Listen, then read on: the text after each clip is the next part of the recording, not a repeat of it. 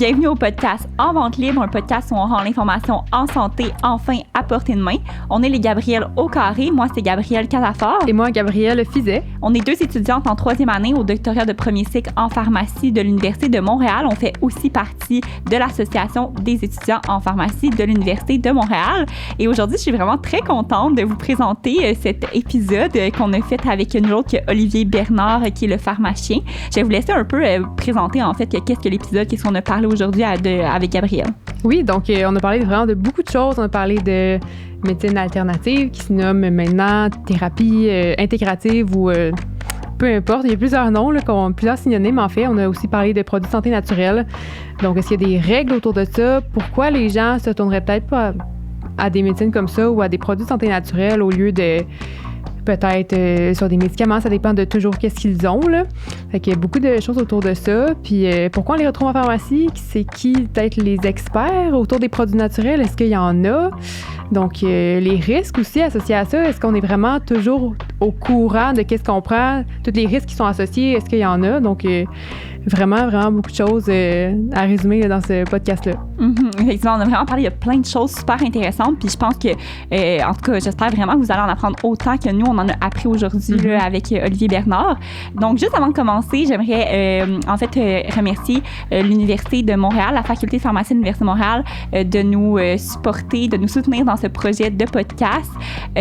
Aussi, j'aimerais remercier Live City Media, qui est une compagnie qui nous a aidé à créer le logo, qui fait du multimédia ou des vidéos, des choses comme ça. On avait déjà travaillé avec eux par le passé, puis ils sont super professionnels, donc je vous les conseille assurément. Et finalement, j'aimerais remercier Free Fall Records, qui est une compagnie qui a créé la musique du podcast que vous entendez, ainsi que Lauriane Monton, qui est la chanteuse de la musique. Donc sur ce, bon épisode. Oui, bonne écoute. La santé, c'est pas toujours clair. T'inquiète, c'est plus simple que ça ne l'air. Au podcast, en vente libre, les gars vont ton back.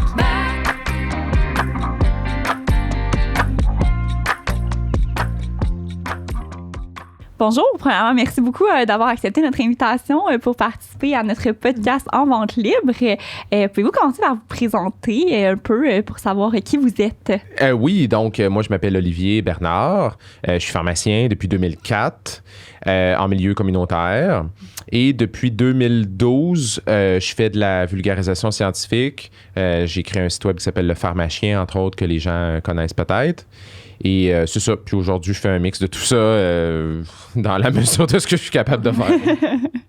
C'est bon. Puis est-ce que l'idée du pharmacien, dans le fond, comment ça vous est venu, cette idée-là, de commencer ce blog qui est devenu des livres, qui est devenu une émission, puis tout ça?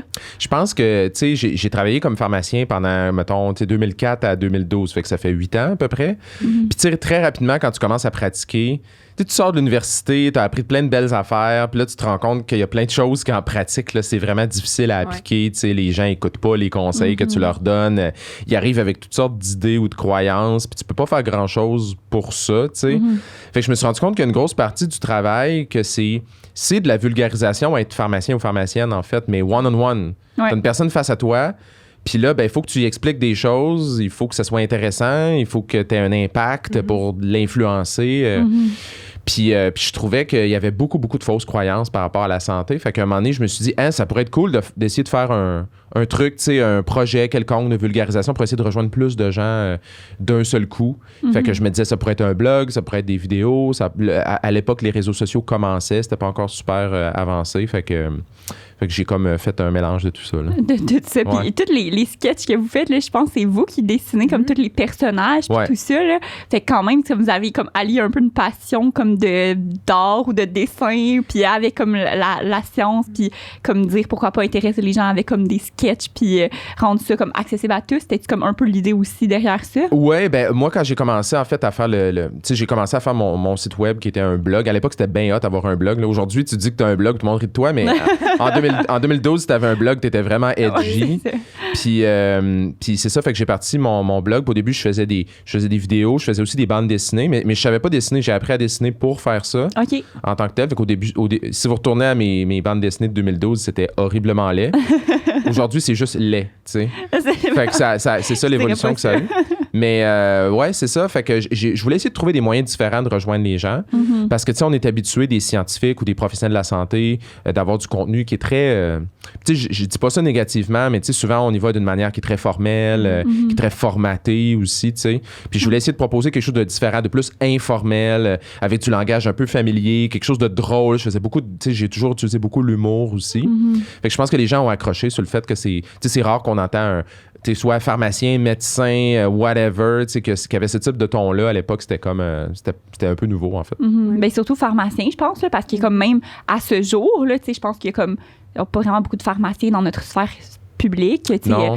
On a vous, en fait, mais on a comme des personnes qui vulgarisent la science puis qui rend l'information vraiment accessible. Je pense que c'est souvent comme des médecins, des infirmières qu'on voit, comme plus différents professionnels de la santé, mais comme un pharmacien qui on essaie d'enlever un peu ça de la tête des gens, qui est comme on distribue des pilules, on est des vrais professionnels qui est capable de donner des vrais conseils en santé. Ouais. Ben, ça, je pense que c'est le fun aussi d'avoir cet impact-là. Comme les gens, ils voient plus le pharmacien peut-être à cause de vous, comme une personne qui fait juste distribuer les médicaments, mais il y a une personne qui a vraiment une opinion scientifique sur des sujets en santé. Là, fait que, ça aussi, c'est le fun à travers votre blog, puis à travers toutes vos capsules, puis vos émissions, de montrer que comme un pharmacien aussi, c'est un professionnel de la santé comme un autre. Là. Ben moi, ça me fâchait déjà à l'époque.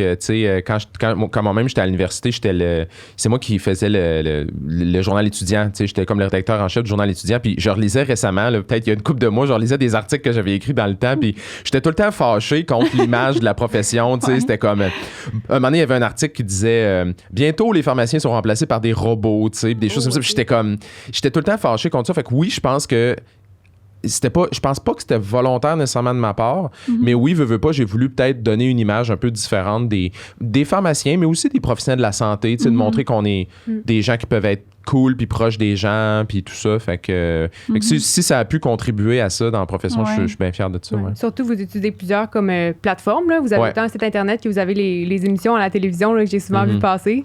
Puis qu'est-ce que je trouve le fun aussi dans ça, c'est que vous essayez de rejoindre un peu tout le monde, là, autant les enfants que les ados, que les adultes, que n'importe qui. Puis j'ai vu d'ailleurs que vous avez fait un livre qui était comme dessiné un peu pour les plus jeunes. Ouais. Fait que je trouve ça vraiment bien de commencer à cet âge-là, d'un peu de développer cet esprit critique-là par rapport à tout ce qu'on voit dans le monde qui nous entoure. Oui, totalement. Moi, j'ai vraiment voulu faire, dès le départ, là, je me disais, moi, je veux faire de la vulgarisation scientifique très, très, très grand public. Donc, mon objectif, là, ma mission, c'était, je veux aller rejoindre des gens qui sont pas intéressés à ce genre de sujet-là. Puis le plus beau compliment qu'on me faisait là, dans les premières années que je faisais le pharmacien, c'est « Hey, moi, là, ça m'a jamais intéressé. J'aurais jamais lu quelque chose sur la santé ou même la science ou des affaires de même. Puis là, on dirait que la façon que tu l'amènes, je sais pas pourquoi, mais on dirait que ça m'accroche ou etc. Ou tu sais, des gens qui lisaient mes BD puis qui disaient « Ah, c'est super drôle. » Puis, oui, j'ai appris des affaires aussi en même temps. Puis là, ça peut avoir l'air insultant, mais pour moi, c'était un super beau compliment. Puis je me disais, c'est ça le but. T'sais. Je voulais vraiment rejoindre une catégorie de personnes qui étaient pas rejoints par peut-être d'autres méthodes de vulgarisation. Puis avec le temps, c'est ça, ben, j'ai juste essayé de rejoindre différents auditoires. Donc, oui, les enfants, j'ai commencé à faire des conférences dans les cégeps, dans les écoles secondaires. Puis maintenant, je donne aussi de la formation continue aux professionnels de la santé. Fait que, tu sais, j'essaie d'avoir différents publics, finalement, pour différents messages que j'ai envie de passer. Mais c'est ça qui est le fun, parce qu'on apprend quelque chose sans s'en rendre compte qu'on est en train d'apprendre, parce que justement on lit une BD, on lit un sketch, on écoute un sketch comme par exemple vos sketchs que vous faites dans les épisodes du Pharmacien avec on voit les personnages comme animés, puis c'est drôle, c'est humoristique, puis t'apprends quelque chose à travers ça. Fait que c'est ça qui est encore plus le fun, c'est que l'auditeur, il sent pas qu'il est dans un cours, puis là, il est en science, puis il faut qu'il apprenne, il faut qu'il soit, tu sais, comme super comme focus sur ce qu'il apprend. Il y a du fun, il lit son livre, il est devant sa télé, puis comme à la fin, il est comme, hey, à travers tout ça, j'ai appris quelque chose de scientifique, j'ai appris quelque chose de comme, que j'aurais pas appris d'une autre façon, tu sais. Fait que je pense que c'est ça qui est vraiment beau avec cette plateforme-là, c'est vraiment comme toute cette vulgarisation que vous parvenez à faire puis de rejoindre tout le monde, là. Ben merci, c'est super gentil. Puis moi, je pense que j'apprends bien comme ça, tu sais. Moi, j'apprends bien quand je m'amuse, puis je pense que je suis pas le seul. Je pense que la plupart des gens, c'est comme ça. Puis, tu sais, même je repense dans le temps où j'étais à l'université, puis moi, j'étais pas un très bon étudiant à l'université. J'avais des notes correctes, mais j'avais de la misère à... Tu sais, moi, les cours magistraux, c'est pas fait pour moi, là. Tu sais, je trouvais ça aride, je trouvais ça lourd. Mais il y avait une couple de profs qui étaient bien le fun, puis qui nous racontaient plus des anecdotes, puis qui réussissaient à caser de la matière à travers leurs anecdotes. Une de mes profs, entre autres, qui donnait les cours de physiopathologie, elle s'appelait Marjolaine. C'était un médecin, elle était extraordinaire, puis je tripais sur ces cours parce que c'est comme, elle partait le cours en nous racontant une histoire qui avait aucun rapport. Puis à un moment donné, tu te rendais compte que ça avait rapport, tu sais. Puis ça, on dirait que j'ai beaucoup appris de ça. Puis je me suis dit, souvent, ça passe mieux. Fait que c'est pour ça que souvent, je raconte des petites histoires ou j'utilise des métaphores, des analogies ou des angles peut-être un peu non standards. Parce que je me dis, ben, ça peut être une bonne façon d'aller chercher peut-être des gens qui n'ont pas la patience ou l'intérêt pour dire, je vais lire un texte de 15 000 mots sur tel sujet. Là, Parce que ça prend aussi comme, tu sais, veux pas, comme quand t'es pas dans le domaine de la santé ou en sciences, point, je pense que ça prend comme aussi, ça s'apprend la méthode scientifique, puis quand tu n'as jamais comme été un peu en contact avec ça, ben, tu sais, tu le sais pas par où commencer si tu as une question, tu sais, comme tu as une question, puis tu sais pas comme la valeur comme scientifique de ça, puis tu vas aller chercher plus loin, puis tu vas avoir la vraie information. Mais tu sais, Internet, c'est vaste, là, on voit comme plein de trucs, puis tu sais pas trop comme, comment t'y prendre, fait que tu sais, ça peut être difficile pour des gens aussi de comme, tu sais, qui ont aucune base, ben, d'aller comme chercher des informations qui sont comme légitimes en santé, là, tu sais. Fait qu'au moins, vous parvenez à peut-être rejoindre cette population-là qui n'a pas les connaissances pour comme peut-être faire une recherche scientifique pour dire, OK, il faut que je me positionne sur un sujet, tu sais. Fait que c'est sûr que c'est... Merci, puis... Tu sais quoi, moi, j'en suis un public, moi aussi. Tu sais, moi, je consomme énormément de vulgarisation scientifique. En fait, presque tout ce que je lis comme livre, là, c'est tous des livres de vulgarisation scientifique tout le temps, mais souvent sur des sujets que je connais pas. Mais moi aussi, j'en ai besoin de vulgarisation. Je veux dire, si je lis un livre en astronomie, là, je connais rien. Là-dessus, tu comprends-tu? On a tout notre domaine. C'est ça, exactement. Fait qu'on peut jamais... Tu sais, même quand t'as un beau diplôme de pharmacie ou d'autres choses, là, tu maîtrises juste même pas 1% là, de la science. Là, tu sais, c'est même moins que ça. Là, c'est 0.001, là, tu sais, fait que je pense que oui, le grand public en a besoin, mais nous aussi, tout le monde en a besoin, peu importe. Il y a tout le temps un domaine où que tu connais pas des choses, puis tu peux un peu te faire avoir. Ben oui. Puis, en tout cas, le sujet dont on va parler tantôt, ça fait partie de ça, entre autres. Là, tu sais, même nous, les pharmaciens et pharmaciennes, des fois, on peut se faire avoir dans des affaires, malheureusement. C'est sûr, assurément. Ben justement, comme peut-être rentrer un peu dans cet angle-là de, tu sais, je vois que dans toutes vos vulgarisations, souvent, vous avez comme, en tout cas, j'ai tendance à voir que vous avez vraiment une préférence ou un sujet chouchou de comme, de parler de médecine alternative ou de ces produits de santé naturelle ou, tu sais, de choses qui sont pas comme fondées comme sur la science, comme exact, ou de professions de la santé qui sont pas comme des professionnels de la santé, mais qui se croient professionnels de la santé, entre guillemets. Ça semble être un sujet qui vous intéresse comme particulièrement. Puis d'où vous vient cette, cette curiosité vers ce sujet comme... Ouais, ben c'est ça. En fait, ben t'as raison, premièrement. Puis moi, je pense que c'est un mélange, là, puis je pense que c'est comme ça que je le décris même sur mon site web. Là. J'ai comme une petite description du site, puis je dis que je suis à la fois fasciné et exaspéré par les mythes médicaux. Là. Tu sais, c'est vrai, là, j'ai une vraie fascination puis une vraie passion pour ça. Puis ça remonte à super loin, là. Je sais pas, tu sais, même quand j'étais jeune, je me souviens, je donnais des exposés oraux. On dirait que je pense qu'au secondaire ou au primaire, je pense que j'aimais ça, le côté des mythes ou les croyances. C'est quelque chose qui m'a fasciné. Puis je pense que j'ai juste voulu intégrer ça là-dedans. Mais moi, l'angle, en fait, oui, c'est des trucs, mettons thérapie alternative, produits naturels, oui, mais c'est plus large que ça. Pour moi, c'est les sujets qui font l'objet de controverses réelles ou apparentes. Okay. Puis ce que je veux dire par là, c'est que, tu sais, il y a plein de sujets que les gens vont dire « Ah oui, ça, c'est un sujet controversé. Hein. Mais il y a des controverses qui sont scientifiques. Tu sais, il y a des sujets où les scientifiques ne s'entendent pas tous là-dessus. Puis il y a des sujets aussi où les gens pensent que c'est controversé, mais que ça ne l'est pas vraiment en science. Tu sais. Exemple, il y a plein de gens qui pensent que les vaccins, c'est controversé. C'est zéro controversé en science.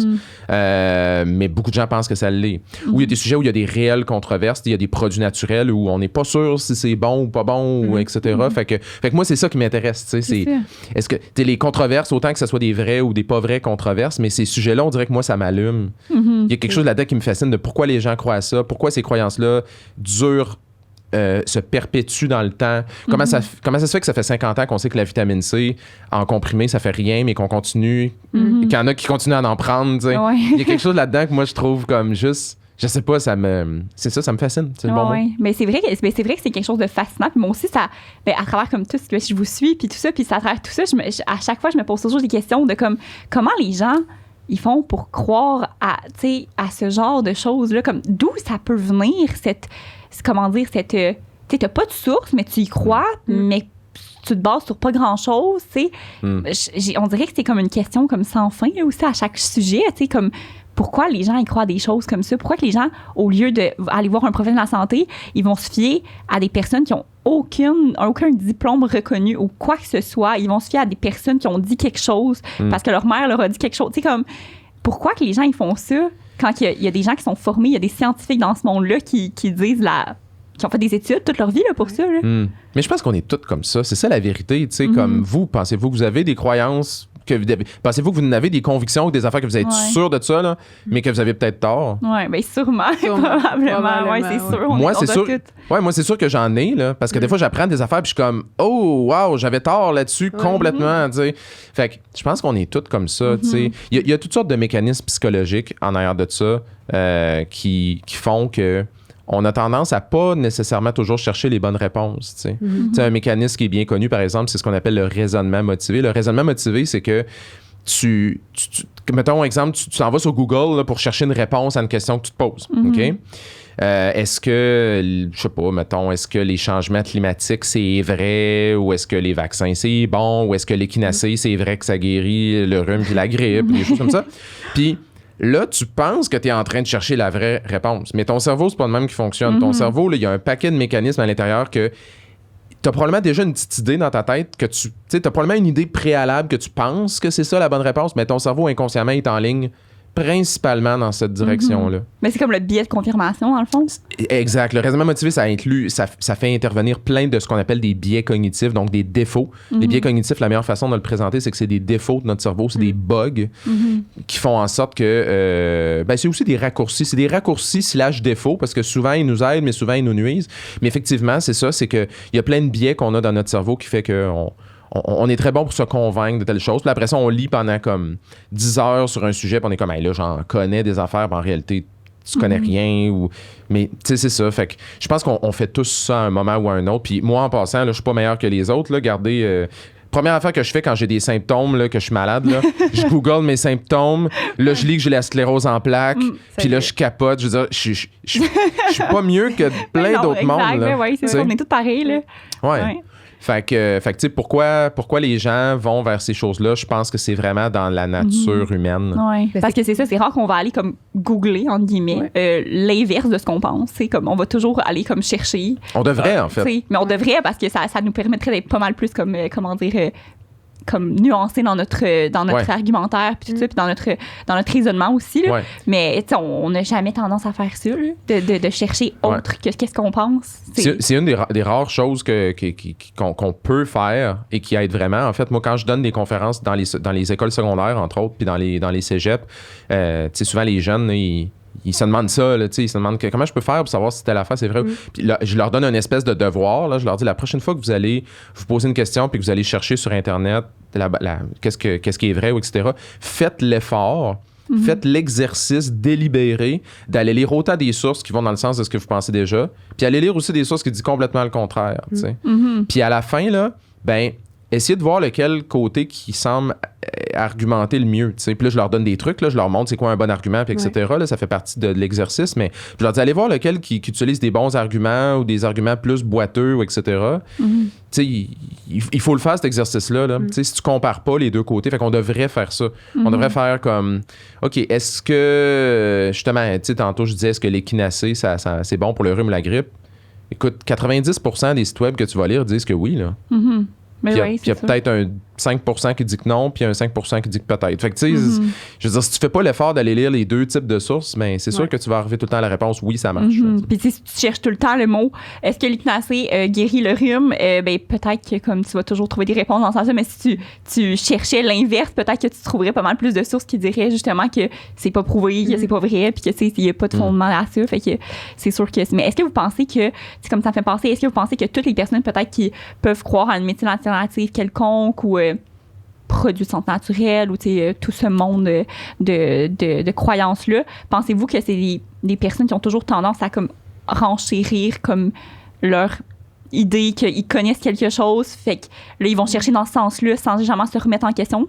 Est-ce que vous pensez qu'il manque ça chez ces personnes-là? Oui, ça, c'est une question qui est super, super intéressante puis que je me suis moi-même posée vraiment souvent. Là, c'est parce qu'on le sait, là, il y a certaines personnes qui ont une tendance plus forte à aller vers des trucs alternatifs, complémentaires. En tout cas, on pourra discuter des termes tantôt parce que ça fait partie un peu de la confusion. Là, mais il y a des gens que, justement, ils vont peut-être avoir tendance à aller vers ça.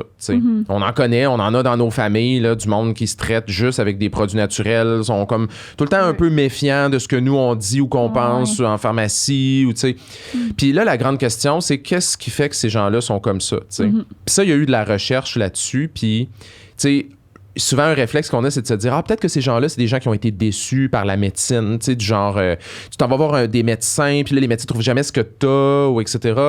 Puis là, t'es comme déçu, fait que là, tu vas te tourner vers une alternative, mais c'est pas vraiment ça que la recherche démontre. Il y a probablement des traits de personnalité. Il y a probablement des traits de personnalité qui font que certaines personnes vont plus vers des trucs, justement, moins scientifiques, ou etc. Puis il y a aussi un côté super important, c'est... Tu en as parlé tantôt, c'est la pensée critique. Puis la pensée critique, c'est pas de la science, c'est de la philosophie, en fait. C'est d'être capable d'évaluer dans ta tête qu'est-ce qui est un bon argument, qu'est-ce qui est moins un bon argument. Puis ça, il y en a qui l'ont naturellement dans la vie. Il y en a qui grandissent avec ça. Moi, je pense pas que j'étais particulièrement comme ça. En tout cas, peut-être que oui, mais je n'étais pas particulièrement hot en termes d'esprit critique, mais il y en a qui l'ont vraiment plus. Il y en a qui l'ont moins. Puis ça n'a pas rapport avec étudier en sciences ou pas. Il y a des gens qui étudient en sciences... qui n'ont pas d'esprit critique. Mais non, c'est ça. Puis à l'inverse, il y a des gens qui ont une pensée critique extraordinaire, qui n'ont jamais étudié en sciences de leur vie. Puis ça, c'est quelque chose qui s'apprend. Fait qu'encore là, tu sais, c'est ça. Est-ce que tu l'as déjà un peu? Est-ce que tu as travaillé là-dessus? Est-ce que c'est quelque chose qui t'intéresse? Fait qu'il n'y a pas de réponse claire, là. C'est ça. Mais la clé de ça, c'est l'éducation, là, comme dans le sens que, tu sais, l'éducation va permettre peut-être qu'on développe cette méthode scientifique, cette pensée critique chez les personnes qui vont peut-être moins l'avoir naturellement, comme vous dites. Puis avec l'éducation, peut-être qu'on serait capable plus de justement aller comme défaire ça, puis comme rattraper, entre guillemets, ces gens-là qui ont comme cette tendance-là à comme croire à des choses sans nécessairement que ça soit prouvé ou que comme aller faire des recherches dans le sens contraire ou quoi que ce soit. Là. Fait que, c'est sûr que l'éducation en est pour une grande partie de ça. Là. Et moi, je crois beaucoup à l'éducation, sinon je ferais pas ce que je fais. Là, puis probablement que vous autres aussi. Mais en même temps, il y a des limites à l'éducation aussi. Premièrement, quand on est adulte, là, c'est dur de changer nos idées sur des affaires. Puis vous allez le voir, là, quand tu pratiques, tu sais, moi, combien de fois est-ce que quelqu'un est venu me voir à la pharmacie en me disant c'est-tu bon ce produit-là? Puis là, je regarde, c'est de l'homéopathie. Je suis comme, bon, mais écoutez, je vais vous dire la vraie réponse. Non. Ça, c'est de l'eau et du sucre qui a aucune efficacité de ce produit-là. Je vous le recommande vraiment pas. Puis la personne fait, ouais, mais je vais l'essayer pareil, tu sais. Ça arrive souvent, ça, là, tu sais. Tu comprends? Fait que là, après, est-ce que cette personne-là, c'est de l'éducation? Est-ce que ça l'aiderait tant que ça? Peut-être que oui, mais peut-être que non plus, tu sais. Fait que je pense que, tu sais, si on veut donner les réflexes, puis tu sais, on parlait de pensée critique, puis tout ça, tu sais, c'est quelque chose qui doit se faire en bas âge, tu sais. C'est quelque chose qui manque un peu présentement. Puis là, c'est tout un autre sujet. Là, on pourrait faire un podcast juste là-dessus. mais l'enseignement de la pensée critique, puis tout ça, c'est quelque chose qui devrait se faire très, très jeune, tu sais. Parce qu'une fois que tu es adulte, c'est tough. Puis on le voit, là, en clinique, là, puis en pratique, en pharmacie, on le voit, la résistance des gens au changement, à se faire challenger dans leur perception, dans leur comportement, dans leurs croyances. Il faut mettre 12 paires de gants blancs, puis des fois ça marche, des fois ça marche pas. Des fois, les arguments scientifiques fonctionnent pas en tout. Tu peux citer des études, là, tu peux connaître 20 études sur le bout de tes doigts, mais la personne qui est devant toi, elle ne répond pas à ça. C'est vrai. Elle, ça ne l'interpelle pas des études puis des faits scientifiques. Il faut que tu y ailles avec peut-être... Il y en a qui répondent bien à des témoignages, tu sais, de genre, hey, j'ai déjà traité quelqu'un comme qui me fait penser à vous. Je vais vous raconter cette histoire-là. Moi, j'utilise beaucoup ça en clinique, tu sais. Fait que c'est très complexe. Puis je pense que la pharmacie, la médecine, n'importe quel job qui a de la pratique clinique médicale, là, tu sais, c'est pas...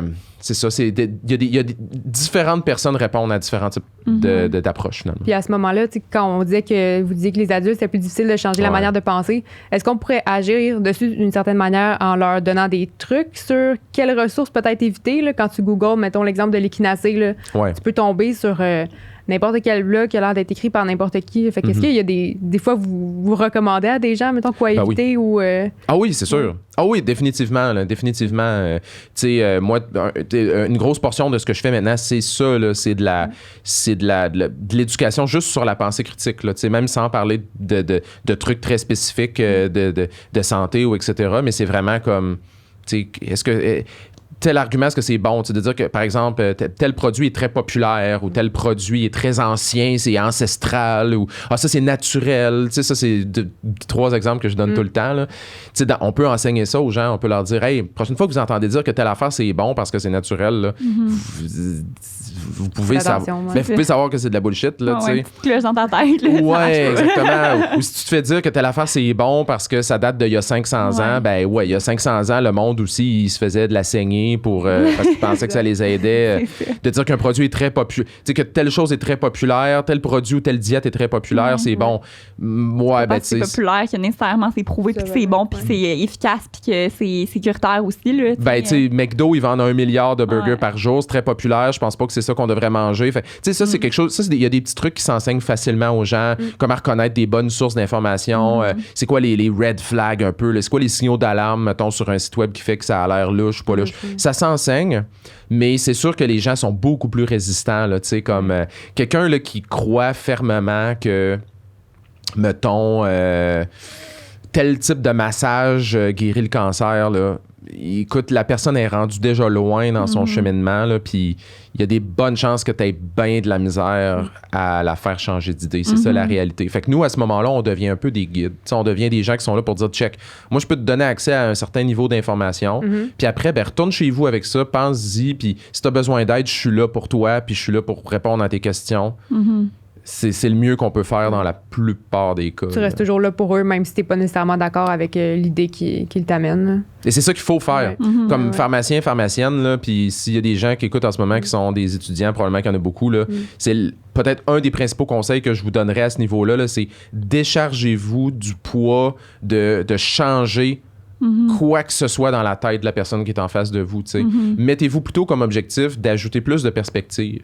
Quelqu'un qui arrive avec une croyance par rapport à la santé, les médicaments, peu importe, genre les statines, c'est pas bon, bon. Enlevez-vous de l'idée que vous allez être capable de la faire changer d'idée. C'est jamais nous qui fait changer les gens d'idée, c'est la personne qui finit elle-même par changer d'idée. Nous, on peut juste être là pour comme planter des graines. Puis après, ben, peut-être que ces graines-là vont pousser dans la tête de la personne. Peut-être que oui, peut-être que non. Je pense que c'est le max qu'on peut faire en clinique. Ben c'est ça. Après ça, c'est comme quand on a donné l'information, ça appartient à ces personnes-là de faire ce qu'ils veulent avec l'information qu'ils viennent de recevoir puis de le processer comme qu'ils veulent. Mais malgré, des fois, toutes les preuves qu'ils peuvent avoir, il y en a qui ont toujours besoin de comme le confirmer. C'est comme, OK, c'est peut-être pas vrai, mais faut que je le fasse. Faut que je le laisse. Faut que... Ouais. Tu sais... Oh, je perds quoi? Je perds quoi à l'essayer? Au pire, ça marche pour moi, puis ça serait tant mieux. Malgré toutes les preuves que ça marche pas, mais moi, si je peux l'essayer puis que ça me fait quelque chose, ben tant mieux pour moi. Fait que, on dirait qu'il y a toujours aussi ce genre de besoin-là de comme, imagine pour moi, ça fonctionne, fait que je vais l'essayer, tu sais. Des fois, c'est peut-être juste ça qui fait en sorte que les gens vont se tourner vers ces alternatives-là, puis ça va comme stimuler justement cette, je sais pas, ce besoin d'aller confirmer que c'est comme eux, ils l'ont vraiment vécu puis ils l'ont fait pour vrai puis ça leur a rien donné ou au contraire, ça leur a donné quelque chose, tu sais. Fait que ça doit vraiment faire partie aussi d'un gros cheminement à l'intérieur de ça, là, de... Oui, vraiment. Puis on pourra même en reparler un peu plus tard si vous voulez, parce que moi, un sujet auquel je m'intéresse énormément, c'est l'éthique médicale. Qu'est-ce qu'on peut ou qu'est-ce qu'on devrait faire, tu sais? On s'entend qu'on n'est pas là pour imposer des choix aux gens, là, tu sais. Comme je disais, on est là pour orienter les gens. Puis ça implique, l'éthique médicale, ça implique de toujours, tu sais, en fait, il y a 2 piliers là, en éthique médicale. Là, puis après, on pourra peut-être l'appliquer à des trucs de médecine alternative, mais les 2 piliers, là, c'est premièrement l'autonomie. Donc, la personne qui est devant toi, là, c'est elle qui est libre de ses choix. Ça, là, c'est un principe qui est inviolable, OK? C'est jamais nous qui décidons pour la personne. La personne, c'est elle qui décide. Puis ça, c'est vrai pour n'importe quoi, là. Une personne qui est en train de mourir de la COVID à l'hôpital, elle a le droit de refuser les soins. Fait que l'autonomie du patient, ça, c'est un principe en éthique médicale qui est inviolable. Mais pour que l'autonomie du patient puisse être respectée, il y a un autre principe qui est un autre pilier super important, c'est le consentement éclairé ou le choix éclairé. Ça veut dire que la personne a eu accès à toute l'information pour pouvoir prendre sa décision de façon autonome.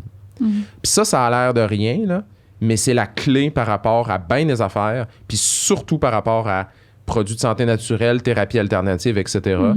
Parce qu'un des gros problèmes, c'est que les gens n'ont pas accès à l'information pour pouvoir faire un choix éclairé. Donc, en réalité, ils se croient autonomes. Ils pensent qu'ils prennent des décisions de genre « Ouais, OK, tu m'as dit que c'est pas bon, tel produit, que ça marche pas, mais moi, j'ai décidé que je vais en prendre pareil. » Ils ont le droit de faire ça. Mais la réalité, c'est qu'ils n'ont jamais vraiment eu accès à l'information qui leur permettrait de prendre cette décision-là en toute conscience. Ben c'est vrai, mais mon Dieu, comme ça me fait tellement penser à... Bon, je change aussi de sujet, mais un peu en lien avec ça. Vos podcasts avec Dérive, tu sais, l'aspect consentement, je pense qu'il est comme, en tout cas dans les 2 saisons, là, est pas comme tout le temps totalement là, de A à Z pour les 2 personnes qui ont justement été dans ce genre de processus-là.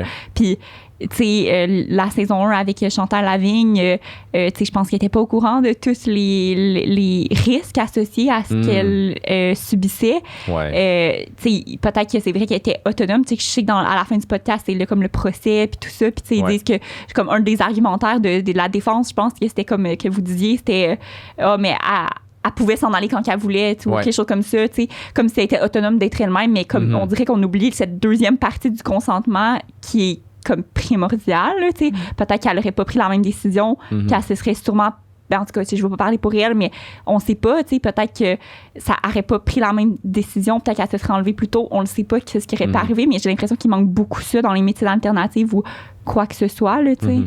Oui, absolument. Puis c'est un super bon lien parce qu'effectivement, dans mon podcast Dérive, les 2 saisons, il y a beaucoup de cette composante-là. Dans la première saison, c'est une femme qui s'est fait mettre en sudation extrême pendant des heures puis qui finalement est décédée parce qu'elle était complètement déshydratée puis elle a fait des complications super graves ensuite de tout ça puis elle est décédée. Puis dans la 2e saison, c'est un gars qui prenait une boisson hallucinogène puis qui s'est allé très, très loin là-dedans puis qui a probablement fait une psychose où il s'est enlevé la vie.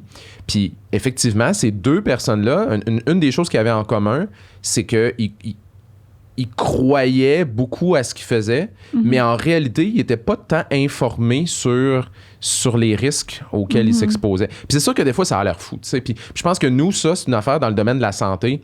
On voit du monde vraiment malade. On voit des gens qui ont des conséquences graves de soit leur problème de santé ou d'avoir pris une affaire, ou etc. On le voit, là, je veux dire, quand tu vois ça, puis vous autres, je sais pas, avez-vous déjà fait des stages en hôpital, par exemple? Oui. Je sais pas si vous avez... Hey, moi, là, je me souviens, mes stages d'hôpitaux, là, j'ai eu des cas là, fréquents. Là. Tu sais, j'ai vu des gens là, qui ont eu, par exemple, je me souviens, il y avait quelqu'un qui faisait un Steven Johnson. Là. Vous savez, c'est quoi? Là? C'est une espèce d'effet secondaire super rare à des médicaments, là, puis tu deviens brûlé de la tête aux pieds. Là. Puis j'ai vu des affaires de même. Puis quand tu vois les conséquences que ça peut avoir d'administrer certains traitements ou certaines interventions, on dirait que nous, on est plus sensibilisés à ça. On est comme, hey, moi, là, j'irais pas prendre un produit. T'sais, même avec les médicaments qu'on connaît, là, quasiment comme le fond de notre poche, il y a des affaires dangereuses. Imagine un traitement que tu sais même pas ce qu'il y a dedans, là, ou tu sais pas comment ça marche, etc. Crime. Moi, je veux pas m'exposer à ça. Exact. Je pense que nous, on est plus sensibilisés à ça du fait que, justement, on voit les conséquences dans notre travail. Mais il y a beaucoup de gens pour qui la notion de risque est complètement différente. Là, je veux dire, moi, ça me fait capoter là, de voir certaines personnes qui prennent certains produits ou certains traitements puis qu'ils se mettent en danger, là, vraiment solide. Là. Ben, juste dans la 2e saison, ayahuasca, là, moi, j'en revenais pas. Là, genre, j'ai écouté la saison en comme même pas une semaine, là, je capotais. Puis, genre, à chaque fois, je suis comme dans un processus de comme je fais des recherches moi aussi, puis je suis comme vraiment investie dans la saison quand je l'écoute. Puis, ça m'a fasciné avec ayahuasca comment quelqu'un, un Nord-Américain qui vit dans sa banlieue ou dans la métropole qui va dire je m'en vais m'isoler dans une jungle à comme combien de temps? Comme 3 heures d'un village, littéralement. Et je suis à des heures de route de chez moi. Pourquoi? Comme le risque est tellement grand, t'as pas de secours, il y a personne, il y a pas d'ambulance, il y a aucune personne de formée s'il arrive quelque chose, quoi que ce soit, qu'il arrive quelque chose avec la substance que tu vas consommer ou que tu te blesses dans la jungle, que t'arrives n'importe quoi. Juste des petits détails comme ça, il y a personne qui est là pour t'aider. Là. T'es laissé à toi-même comme... Juste ça, moi, ça me faisait capoter. J'étais là, je peux pas croire qu'il y a des gens qui s'exposent à un tel risque quand que aucune... C'est clair, il n'y a aucune ressource pour toi. Là, fait que tu vas être isolé dans la jungle puis tu vas comme t'exposer à tout ça. Je trouvais ça vraiment fascinant, en fait. Là. Toi, par exemple, c'est quelque chose que tu comprends pas. Toi, c'est quelque chose que t'aurais envie de faire? Ou? Non, parce que j'ai vu le site Internet un peu. On dirait qu'ils présentent ça comme une retraite. Là. Ils montrent les petites maisons dans la jungle, puis ils présentent un peu les infos, mais non, clairement pas. Parce tu t'en sentirais pas safe là-dedans? Ben non, parce qu'on a vu que c'était une drogue, finalement, qui donnait aux gens là-bas là, pour avoir certains potentiels hallucinogènes, puis ça aurait pu avoir un potentiel comme curatif pour certaines choses, mais moi, les drogues, c'est pas quelque chose qui m'attire. Là. C'est un peu une peur en soi, fait que déjà là, j'aurais pas été tentée par ça, mais... Tu sais, il y a une question de personnalité, puis moi, je suis comme vous deux, là, en passant, puis, tu sais... Mais il y en a pour qui c'est complètement différent. Puis c'est pas juste des gens... encore là, ça n'a pas nécessairement rapport avec étudier en sciences ou en santé. Là. Je veux dire, il y a des médecins qui s'en vont faire de l'ayahuasca puis qui vont vomir pendant des heures puis avoir l'impression de mourir puis sortir de leur corps puis ils trouvent ça trippant, tu sais. Fait que je pense qu'il y a une question de personnalité là-dedans. Il y a une question, comme je disais tantôt, de... Tu sais, c'est quoi l'objectif que tu vas rechercher là-dedans? Tu sais, c'est ça. Il y a des gens qui sont prêts à prendre plus de risques par rapport à des choses. Tu sais, c'est ça. C'est vraiment différent. Puis ça fait partie de la... Tu sais, il y a une partie de notre travail en pharmacie qui est comme... La majorité de ce qu'on fait, c'est scientifique. Il y a une partie aussi qui est juste de dealer avec les émotions ou l'irrationalité des êtres humains. Là, ouais, vraiment. Mais est-ce que comme on pourrait comme dire que c'est de la... Je sais pas là, si c'est comme trop, mais comme de la médecine alternative. Ouais. De mettons, ayahuasca ou aussi comme le processus de sudation, puis tout ça. Comme, qu'est-ce qui définit une médecine alternative? Qu'est-ce qui définit une médecine comme complémentaire, produit santé naturelle? Comme, c'est quoi la ligne entre tout ça? Ça, c'est une super bonne question à laquelle c'est surprenamment difficile de répondre. Là. OK? Qu'est-ce que c'est qu'un traitement alternatif? Ou on entend beaucoup parler de médecine alternative. Bon, moi, premièrement, mettons une chose au clair. Là. Moi, je trouve qu'on ne devrait jamais parler de médecine alternative. Parce que quand on parle ou médecine complémentaire, ou peu importe, là, mais généralement, c'est médecine... Avant, le terme qui était utilisé, c'était médecine douce. OK. Médecine douce a été remplacée par médecine alternative, parce que je sais pas, médecine douce, ça sonnait trop doux, fait que les gens étaient comme, c'était doux. Après ça, médecine alternative, c'est une alternative à la médecine, tu sais. Après, puis là, après, il y a des gens qui critiquaient ça, puis qui disaient, ouais, mais médecine alternative, là, t'es en train de dire aux gens qu'ils ont une alternative à pas aller voir leur médecin. Ouais. Là, ils ont changé ça pour médecine complémentaire. Donc, ça s'ajoute, c'est un complément à la médecine. Puis là, dans les dernières années, le terme qui est un peu à la mode, c'est toute la même chose en passant, là, juste pour être clair, là, c'est toutes des synonymes. C'est du marketing là, pour essayer de vendre l'idée. Puis là, récemment, là, le nouveau terme qui est à la mode un peu, ils appellent ça de la médecine intégrative ou de la santé intégrative. Donc là, on intègre le meilleur de la médecine scientifique et des thérapies alternatives ou non scientifiques. Mais tout ça, c'est toute la même affaire. Puis je pense que le point commun de ce qu'on pourrait appeler les thérapies alternatives et complémentaires, puis c'est ça le terme en anglais. En anglais, ils appellent ça CAM, Complementary and Alternative Medicine ou Treatments, peu importe. Donc, les traitements alternatifs complémentaires ou les thérapies alternatives complémentaires. Je pense que la définition la plus simple, c'est de dire que c'est des thérapies qui ne répondent pas aux standards de la science médicale. Donc, la médecine, la pharmacie, de la nutrition, peu importe. Ça serait pas mal la base. OK. Après, ben c'est sûr que est-ce que c'est grave que quelque chose ne réponde pas aux standards de la médecine et de la pharmacie? Dans certains cas, non. Je vous donne quelques exemples de ça.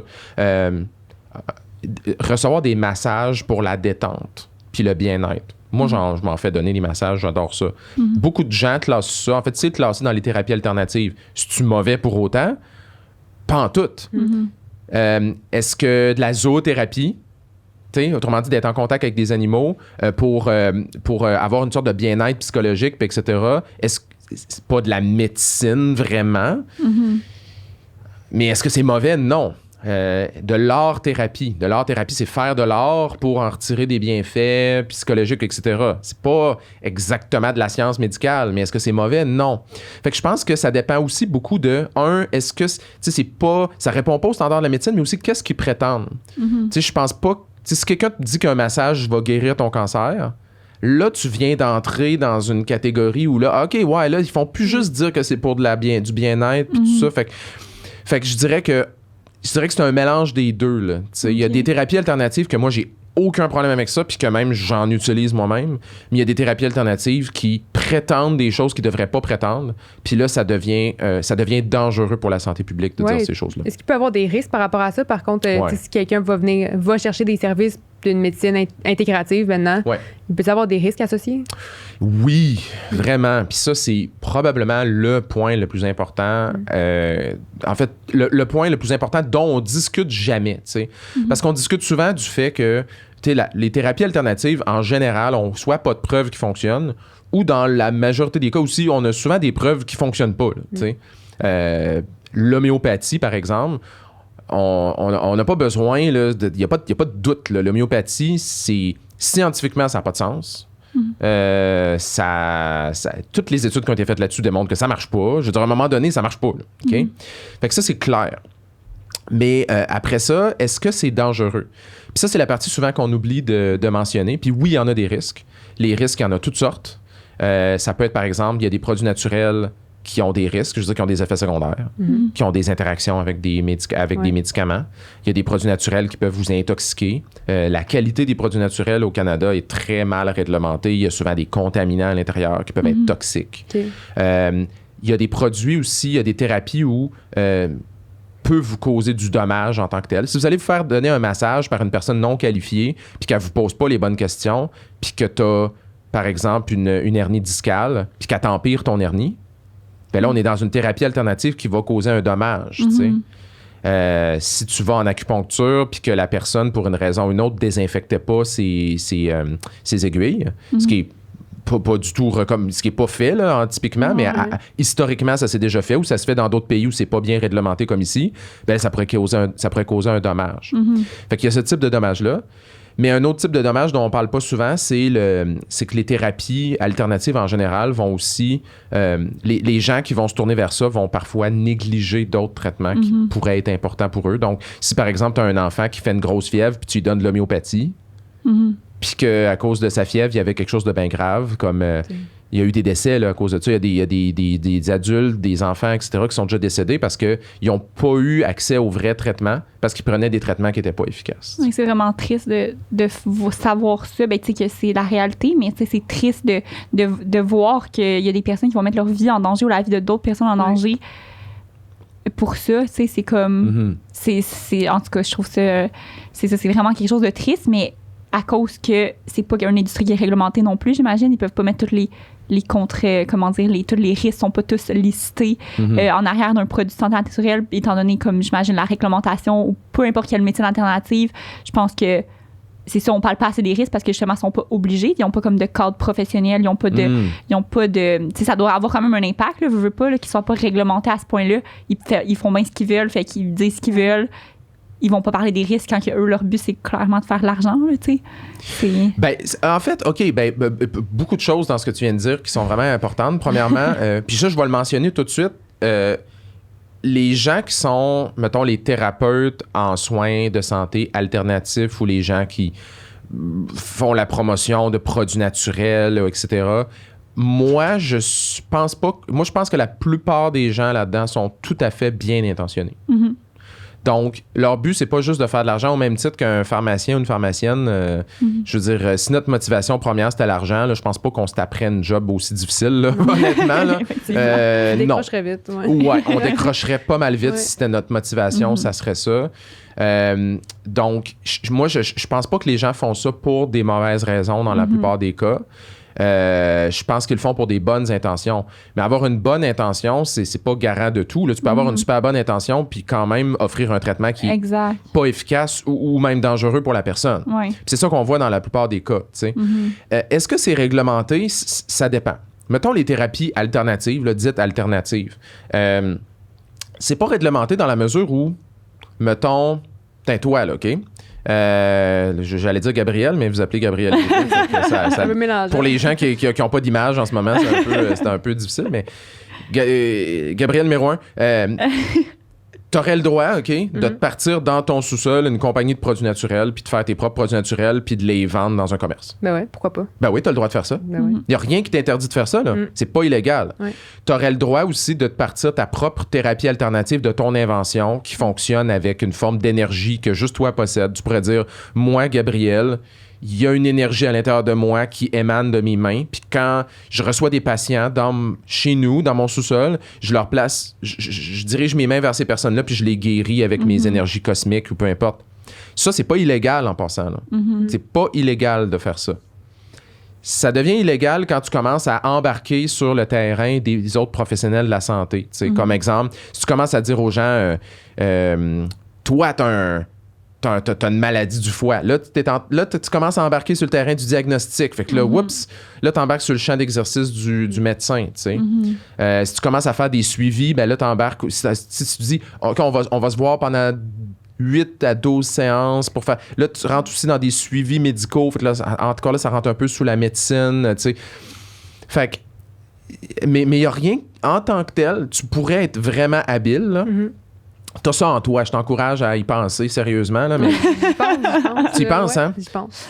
Tu pourrais le faire pour l'argent et aussi pour des bonnes intentions. Ben oui. Mais tu pourrais faire ça avec des bonnes intentions puis être assez habile pour pas embarquer sur le... Tu sais, tu prétends jamais que t'es médecin, pharmacien ou autre. Tu pourrais comme... Pas dire je fais aucun diagnostic, je fais juste donner des conseils, santé. Ouais. Il y a moyen de le faire sans que jamais personne puisse te coincer. Là. Mais tu sais, la ligne est vraiment mince. Là. C'est comme, ça me fait penser un peu aussi avec tous les produits de santé naturelle. Il n'est jamais écrit là, sur le pot guéri, je sais pas, genre l'insomnie. Là. Ça va jamais être, ça va dire aide à améliorer. C'est ça. Ça va toujours être dans l'optique de comme aide à peut-être, c'est jamais on va traiter quelque chose. Fait que ça laisse tellement place à interprétation au consommateur d'en retirer le message qu'il veut. Si lui veut lire ça va m'aider pour mon sommeil, il va le prendre, tu sais. Même s'il est écrit aide, il va pas voir l'alternative de comme ça pourrait pas m'aider, tu sais. C'est juste comme. Ben oui. C'est sûr. Puis c'est sûr que dans ce domaine-là, souvent, les gens vont jouer avec les mots. Puis encore une fois, je dis pas, ils font pas ça de façon malveillante nécessairement, mais en même temps, c'est qu'ils sont comme, ils savent qu'il y a des contraintes, ils savent qu'il y a des choses qu'ils peuvent pas dire, donc ils vont comme s'organiser pour continuer à faire leur patente dont ils sont convaincus que ça fonctionne. Fait que je donne 2 exemples de ça, un avec les produits naturels, puis un avec les thérapies alternatives.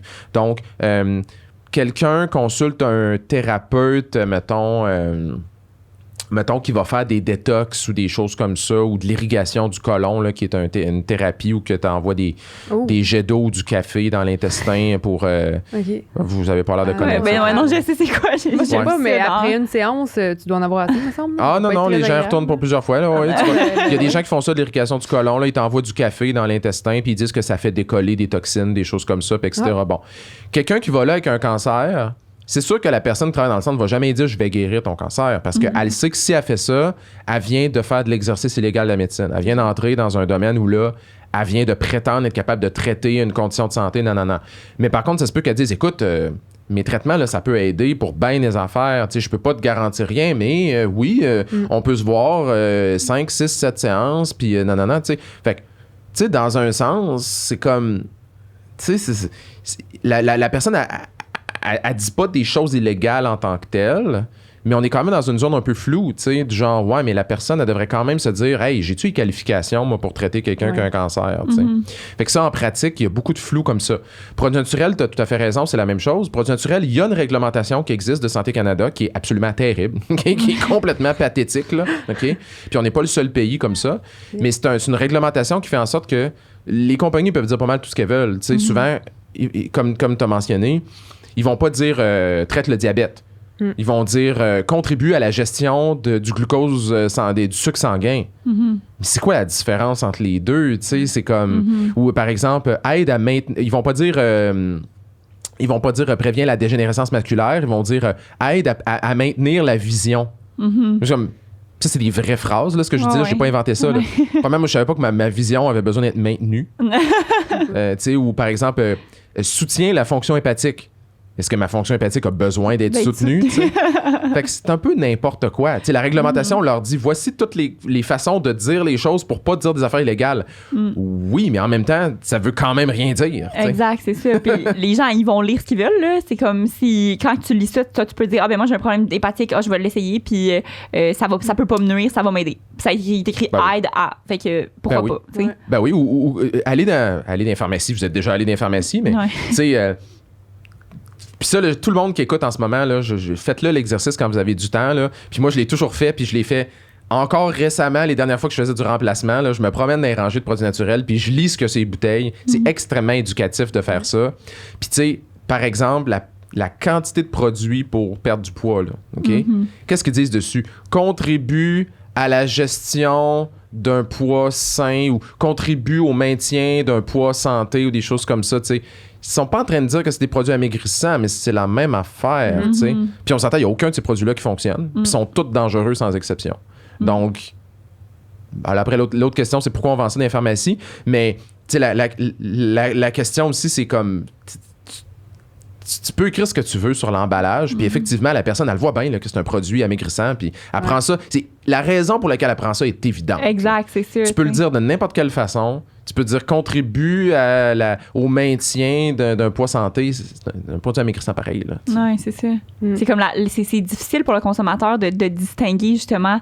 Je pense que je comprends que les réglementations sont là pour ça, pour essayer de pour pas dire que ça prévient que ça va guérir ou quoi que ce soit. Mais le résultat, il est le même. Là. Fait que, totalement. C'est quasiment inutile qu'avec toutes ces réglementations-là, pourquoi qu'on réglemente un peu comme plus? Pourquoi qu'on fait pas ça au lieu de comme laisser ça? Le résultat est le même. C'est un peu stupide rendu là. C'est comme tu dis aide à guérir, contrôler ton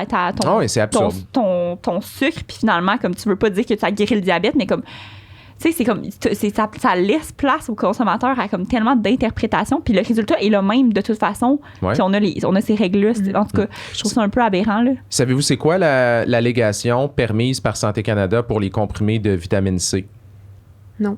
Contribue à une santé optimale. Ah, OK. Ça va. Mais c'est pas faux. C'est ça, c'est pas faux. Mais c'est 100%, c'est même 100% vrai. Ouais. Dans le sens où de la vitamine C, on en a besoin. C'est une vitamine. Vitamine, ça le dit. Vitamine, par définition, c'est essentiel. OK? Fait qu'il faut que tu aies de la vitamine C dans ton corps pour être capable de fonctionner, sinon tu attrapes le scorbut, puis ça n'a pas l'air le fun. Donc, c'est vrai que ça contribue à une santé optimale. Ouais. Mais en même temps, la partie qui n'est pas dit sur le pot, c'est il y a 99,99999% de chances que vous ayez déjà toute la vitamine C dont vous avez besoin dans votre alimentation. Mais ça, c'est pas écrit sur le pot. Non. Fait que c'est vrai que moi, je trouve que la réglementation n'aide pas beaucoup. Je trouve pas que la réglementation actuelle, dans sa forme actuelle, je trouve pas qu'elle sert le consommateur. Je trouve qu'elle sert l'industrie des produits naturels beaucoup plus, dans le sens où elle leur dit, voici comment twister un peu vos phrases pour que ça passe, tu sais. Mais le consommateur, est-ce que ça l'aide à faire des choix éclairés? À mon avis, non. Puis là, après, ben la grande question, c'est est-ce que les gens, qu'est-ce que les gens devraient faire? Est-ce qu'ils devraient nous consulter, nous, comme pharmaciens, pharmaciennes? Je pose la question à vous. Vous faites des stages, ou ça? Oui. Bon. Donc, OK. Mise en situation, OK? Vous êtes à la pharmacie, puis quelqu'un vient vous voir, puis vous dit OK, moi j'ai c'est une vraie consultation en passant qu'on fait en ce moment. Là. C'est bon. Préparez-vous. On là. est évalué. Là. On s'est évalué. Pour la même situation. Là. Il y a une note là après. Là. C'est bon. Non, je fais des blagues. Mais OK, fait que, bref. Donc, je suis un patient, je viens vous voir, je vous dis, OK, moi, j'ai mal au genou tout le temps, OK? Là, il paraît que je fais de l'arthrose, là, c'est ça que mon médecin m'a dit, peu importe. Bon. Donc là, je pensais, j'ai un pot ici, là, que j'ai pris sur la tablette, c'est glucosamine chondroïtine. C'est bon, ça? C'est vrai que c'est souvent la question qui va revenir. Hein? Ça, c'est souvent comme si que les patients disent, c'est bon, ça? Puis là, tu t'es tout le temps comme, OK, mais je pars de où, tu sais? Ouais, c'est quoi votre réponse? Mon Dieu, c'est une très bonne question. Ben, je dirais premièrement pour quelle raison. Je pense que je m'en dirais comme arthrose. Ouais. Arthrose, ostéoarthrite diagnostiquée par mon médecin. Fait que vous n'avez pas besoin de m'envoyer consulter mon médecin. Oui, c'est ça. Déjà là, on a réglé cette partie-là. Moi, je lui demanderais qu'est-ce que le médecin a recommandé pour ça avant. S'il y a eu des avis de son médecin a recommandé un tel médicament ou pas pantoute. Le médecin il a dit allez voir à la pharmacie, il y a sûrement quelque chose qui va vous aider. Puis là, j'étais que, ouais, là, c'est sûr que là, c'est embêtant. Puis là, tu penses que j'irai voir les études, mais là, en même temps, T'as-tu le temps de faire ça? j'ai pas le temps de faire ça parce qu'on est dans une pharmacie, puis ça roule, puis c'est beaucoup. Tu sais, c'est comme la Tu ligne. peux faire ça dans tes temps libres. Ouais. Tu sais, le soir, là, au lieu de chiller, là, Ben oui, tu pourrais comme aller lire les études sur la glucosamine chondroïtine, Ouais. peut-être. pourquoi pas.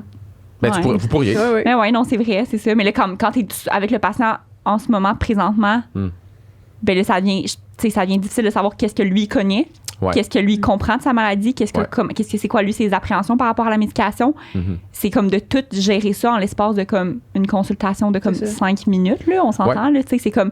Fait que c'est beaucoup à gérer pour le peu de temps quand c'est tellement un sujet complexe, vaste, puis tu veux donner le plus d'informations possible à ton patient qui est scientifique puis qui est comme prouvé aussi, Oui. mais tu veux comprendre sa réalité aussi quelque part. Ben Puis oui. qu'est-ce qui l'amène vers un produit naturel plutôt que de aller vers un autre produit, un autre médicament, tu sais, qui va être plus prouvé pour l'arthrose. Ouais. C'est difficile dans Ben, ce ça, cas-là. c'est un point super important. C'est super intéressant comme point d'ailleurs. Admettons que votre réponse, pour une raison ou une autre, c'était je vous recommande pas vraiment la glucosamine chondroïtine. Qu'est-ce que vous suggérez pour de l'arthrose? Ben, en vente libre, quelque chose en vente libre. là. Comme quoi? Ben, ça dépend de lui en tant que tel. là. Tu sais, s'il est vieux, il a plein de comorbidités, peut-être pas, mettons, de l'Advil ou du Motrin. Là. Peut-être plus vers un Tylenol qui est peut-être plus sécuritaire, mais à part ça, il y a peut-être Voltaren aussi, là, dépendant son arthrose est où, on pourrait peut-être essayer. Mais c'est plus une discussion, je pense, à avoir avec le patient s'il n'est pas du tout... Tu sais, médicaments, ben pourquoi pas le tenter, la glucosamine, là, pendant une couple de mois. Puis si tu vois que ça marche pas à ce moment-là, après tant de semaines, là, je sais pas la durée précise, ben à ce moment-là, tu vas savoir que ça marche pas pour toi, puis on arrête ça, puis on essaye d'autres choses si ça t'incommode vraiment. Là. C'est pas évident, hein, sans joke. Ouais, c'est Puis ça. quand tu regardes, puis là, c'est un cas, ça a l'air précis, mon exemple, là, mais en réalité, ça représente bien des situations en clinique. Là. C'est que, mettons l'arthrose, là, OK? Il n'y a aucun traitement, médicament ou autre, qui est vraiment recommandé Ben, pour c'est l'arthrose. là, Ouais, OK, OK? game changer. Là. Les Vraiment. anti-inflammatoires, là, ce n'est pas généralement recommandé pour l'arthrose, OK? Parce qu'il y a plus de risques que d'avantages à donner ça. Dans certaines assez grandes études, les anti-inflammatoires n'étaient pas efficaces contre l'arthrose. Donc, on va pas diriger la personne vers ça. Du Tylenol, ouais, peut-être, mais en même temps, ça va juste le soulager temporairement. Ça ne règle C'est pas sûr. son problème d'arthrose. tu sais. Exact.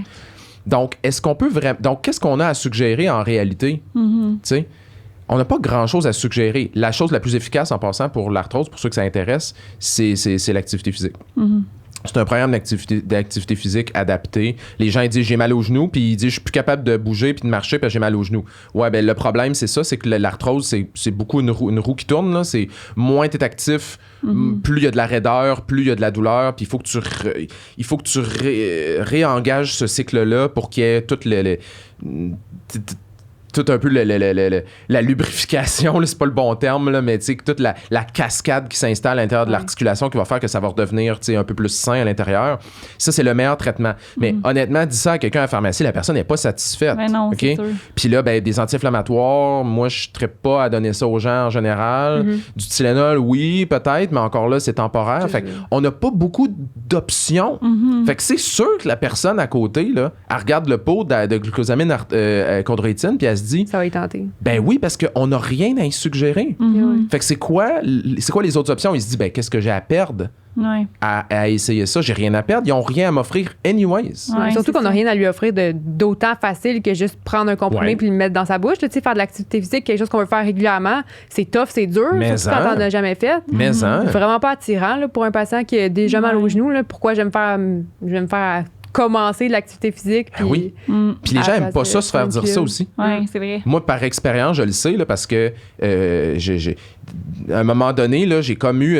honnêtement, moi, c'est une des choses que je me faisais le plus questionner là-dessus. Puis je sais pas, tu sais, peut-être que vous autres, votre expérience sera différente ou la même, ou etc. Mais des douleurs physiques, là, tu sais, musculo-squelettiques, c'est très fréquent. Là, Ouais. quelqu'un qui dit j'ai une tendinite, j'ai ci, j'ai ça, etc. C'est facile de dire à la personne, tiens, prends du Aleve ou prends des Advil, ou etc. C'est pas un bon conseil à donner. Ouais. Les bons conseils, c'est va chez le physio. Puis la personne est comme, mais ça coûte cher aller chez le physio. Puis il faut que je fasse des exercices à la maison après ça. Ouais. Puis il faut que je prenne off de mon travail. Je vais aller là quand? Fais un programme d'activité physique, mais je commence où? Comment? Je fais pas... Tu sais, c'est vraiment compliqué. Puis à côté, t'as un mur de produits naturels qui ont toute une indication pour chaque petit bobo que t'as. Peu importe ce que t'as, il y a un produit naturel pour ça. crime, c'est tentant. Puis ça vient avec la conception que dans le pire des cas, ça fera rien. Ouais. Ce qui n'est pas vrai. Parce que les produits naturels ont, comme on l'a dit tantôt, des risques, des effets secondaires, des interactions, des ci, des ça. Donc, mais naturel, ça sonne dans la tête de certaines personnes comme c'est bon, c'est naturel, ça peut pas me nuire. Ouais. C'est naturel, c'est inoffensif, mais il y a plein de personnes qui sont pas au courant justement qu'il y a des risques associés à la prise de produits naturels. Tu sais. Ouais. va te promener dans la forêt, là, puis mets-toi à manger des plantes puis des champignons qui poussent dans la forêt, là. Tu vas mourir, ça sera pas long. Là. Ben, C'est tout naturel. Là. Ah ouais, mais il y a sûr. bien des plantes naturelles qui vont te tuer très rapidement. Là, tu sais, c'est... Encore là, c'est que les gens, là, le grand public, sont exposés à... Il y a tellement de forces qui essaient de les influencer. Il y a une industrie qui essaie d'un côté de leur dire « Oui, si c'est naturel, c'est bon. » Fait que achète mes brownies avec des ingrédients naturels ou achète mon produit naturel ou fais ma thérapie naturelle. Ou, tu sais, il y a toute une industrie qui essaie de faire ça. Puis de l'autre côté, ben... il y a aussi le fait que pour beaucoup des problèmes de santé qui sont traités par les thérapies dites alternatives ou les produits naturels, c'est souvent, pas toujours, mais c'est souvent des états de santé qui sont pas des choses graves ou urgentes ou immédiates, mais qui n'ont pas vraiment de solution. Tu sais, quelqu'un de fatigué, là. Ouais. Une plainte de fatigue, là, je pense que c'est une des raisons de consultation numéro 1 en médecine. Là. En pharmacie, c'est très fréquent aussi. Je suis fatigué. Ouais. On n'a rien à suggérer pour de la fatigue. Là, je veux dire, tu peux faire des prises de sang, mais si les prises de sang reviennent normales, après, qu'est-ce qui reste? Tu sais? Mais à côté, là, t'as un paquet de... T'as des gélules puis des espèces de petites fioles, là, je sais plus comment ils appellent ça, là, que c'est énergie 6000, énergie 24 heures, puis là-dedans, t'as du ginseng, puis du ginkgo biloba, puis du thé vert, puis tu sais, je veux dire... Mais on n'a rien à offrir pour ça, tu sais. C'est ça. Fait que les gens, c'est ça, les gens, ils se disent... des fois, la solution est tellement... plus difficile à faire, comme on parlait de faire de l'activité physique, ça prend tellement plus de temps que de dire, ben, je prends un comprimé par jour, ça prend littéralement 5 secondes dans ma journée. C'est fini, c'est terminé, Ben oui. je vais l'essayer. Ça me tente pas de me mettre à l'activité physique. Commencer à avoir un physio, commencer à aller dans des rendez-vous, faire des exercices le soir. Tu sais, les gens, ils veulent pas s'investir. Ben, tu sais, je généralise beaucoup. Ben oui, il y en a plusieurs qui vont dire ça va être l'alternative, mais tu sais, il y en a quand même quelques-uns aussi qui vont se dire, ben, si je peux passer par une solution simple avant, je prends 5 secondes dans ma journée, je prends une pilule, au lieu de faire tout le processus, ben pourquoi pas si vous avez rien à me proposer, tu sais. Ben oui, puis on est tous un peu comme ça à un moment ou à un autre. Tu sais, on dit tout le temps... la pilule magique n'existe pas. Mais aussitôt qu'on a un problème, on cherche la pilule magique. Oui, là. Je veux dire, tout le monde veut régler son problème très rapidement, sans trop d'efforts, tu sais. Puis je trouve que ça, c'est le plus grand succès de l'industrie des thérapies alternatives et produits naturels, on les embarque là-dedans. Tout ça. Je pense que c'est leur plus grand succès, c'est que ils arrivent avec des discours très sexy. Ils arrivent avec des discours vraiment là, de type « Ah, moi, là, je sais ce que tu as en ce moment, puis j'ai la solution à ton problème. » Ce que nous, en pharmacie ou en médecine, peu importe, on va rarement dire des choses comme ça parce qu'on est formé pour être prudent. On est formé pour pas promettre des affaires aussi comme qu'on peut pas, tu sais, on va pas promettre des choses qu'on n'est pas sûr que ça va se produire. On a rarement des solutions faciles, etc. Tu sais, comme quelqu'un qui vient de voir pour, mettons, justement, de l'arthrose ou des problèmes digestifs, peu importe, c'est rare qu'on va faire « Ah, j'ai la solution pour toi, je sais exactement ce que tu as. » Honnêtement, là, ça arrive jamais. Mais va voir une naturopathe ou va voir un thérapeute X ou etc. Ils vont dire « Ah, je sais exactement ce que tu as. Exact. Puis j'ai le produit ou j'ai l'intervention pour toi qui va fonctionner. Tu sais. Ils ont une confiance puis ils ont une certitude dans leurs interventions qui est tellement grande que je comprends les gens de se faire embarquer là-dedans. Ils sont comme « Man, c'est la première fois. Je suis allé voir 3 médecins, je suis allé voir 2 pharmaciennes.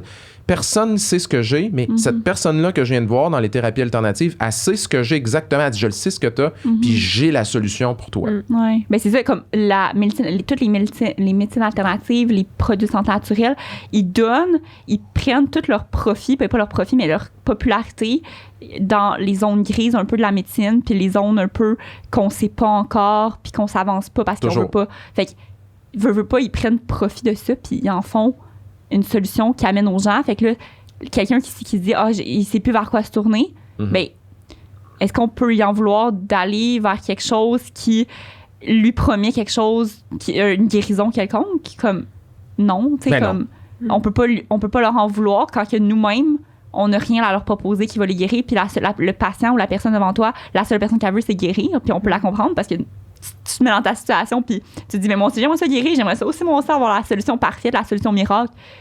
La médecine me le donne pas, les pharmaciens me le donnent pas, mes physios me le donnent pas, ben je vais aller dans une place où ils vont me donner la solution, tu sais. Fait on peut pas leur en vouloir d'aller chercher ça. Non. Moi, je leur en veux pas, je les comprends à 100%. Tu sais, puis là, on parle de cas bénins, là, tu sais, comme des symptômes non spécifiques, là, tu sais, quelqu'un qui a des mal de tête, fatigue, douleur, tu sais, des choses comme ça. Bon, mais il y a des cas plus graves, là. Exemple, mettons, j'ai un cancer, puis mon médecin, mon oncologue me dit, écoute, je vais être honnête, là, ton cancer, il est incurable. Donc là, on peut te donner des soins pour prolonger ta vie ou pour améliorer ta qualité de vie, ou etc., mais ton cancer, on peut pas le guérir, OK? Ben, c'est sûr qu'il y a des gens qui vont faire « Ah, ben, coudonc, c'est ça qui est ça. Puis t'en as d'autres qui vont faire « Ah, moi, j'accepte pas cette réponse-là. C'est pas vrai. » Puis là, qui vont aller chercher sur Internet, puis ils vont des fois que t'as un paquet de cliniques, puis de soins, puis de ci, puis de ça. Puis t'as pas besoin d'aller loin. Va en Ontario, là, puis les naturopathes puis les homéopathes ont le droit de traiter là-bas le cancer. Là, okay? Ah, ouais. L'autre, on n'est pas loin. Là, on est à 2 heures d'ici. Là. Parce qu'ils ont des ordres professionnels là-bas, malheureusement. OK. Fait qu'ils ont le droit de traiter toutes les maladies, même les maladies graves. En donnant de l'homéopathie ou de la vitamine C ou whatever. Fait que c'est sûr que c'est tentant, là. Tu sais, je veux dire, tu t'es fait dire par ton oncologue que c'est incurable. Pourquoi est-ce que tu n'essaierais pas une autre affaire, tu sais? Puis l'autre affaire aussi qui est un peu tordue par rapport aux thérapies alternatives, c'est que peu importe ce qui se passe après que tu aies pris leur traitement, c'est tout le temps la bonne affaire. Je m'explique. Il y a trois scénarios qui vont arriver. Mettons, là, on va prendre l'exemple du cancer. Okay? J'ai un cancer incurable. Je m'en vais en Ontario où ils vont me faire des injections de vitamine C ou me donner de l'homéopathie. OK? Mettons les deux, OK? Parce que c'est rare qu'ils vont donner juste une affaire. Là. Souvent, ils vont donner un mix puis un cocktail de patente. OK? Donc, scénario 1, je prends leur produit puis ça fait rien. Ben là, ils vont te dire « Ah, mais c'est normal parce que c'est long, là. Ça va pas faire effet tout de suite. Fait qu'il faut continuer jusqu'à temps que ça fasse effet. Ça, c'est scénario 1. Scénario 2, ça aide pour une raison ou une autre. Peu importe que ce soit le produit ou autre, ça aide. Mais la personne est comme « Ah, mais c'est un succès, ça a fonctionné. Scénario 3, je m'empire. Je commence à aller de moins en moins bien. Ben, savez-vous ce qu'ils répondent? Typiquement, dans le milieu, là, ce qu'ils répondent, c'est « Ah, mais ça, là, c'est normal. Parce que c'est signe que le traitement est en train de faire effet. » Puis là, c'est normal qu'au début, tu t'empires un peu parce que là, c'est ton corps qui est en train de travailler pour comme flusher le mauvais ou etc. Fait que là, tu t'empires, mais éventuellement, tu vas t'améliorer après. Fait que voyez-vous, peu importe ce qui se passe, que ça fasse rien, que ça marche ou que ça marche pas, pour eux, ils vont tout le temps dire « Hey, ben c'est exactement ce qu'on souhaite en ce moment. » C'est ça. La conclusion est toujours la même, peu importe le scénario que tu as. La conclusion est toujours la même. Alors que prends un scénario classique en pharmacie, là. Quelqu'un vient de se faire prescrire un antibiotique par un médecin. OK? Ça fait 2 jours qu'il est sur l'antibiotique. Il revient vous voir puis il est comme « Hey man, là, moi là, je suis comme... J'ai de la diarrhée, j'ai mal au ventre, j'ai mal au cœur, je vais vraiment pas bien en ce moment. Qu'est-ce que vous allez suggérer? » Ben c'est sûr que ça doit être un effet secondaire de l'antibiotique puis tout ça. Je vais jamais dire « Ah, ben ça veut dire que ça fait effet. » Je vais jamais dire ça. Vous allez jamais dire ça. Exact, c'est ça. Au minimum, là, mettons, là, l'intervention la plus banale que vous allez faire, c'est de dire « Ben écoute... je vais appeler ton médecin ou on va peut-être voir si on peut changer pour autre chose.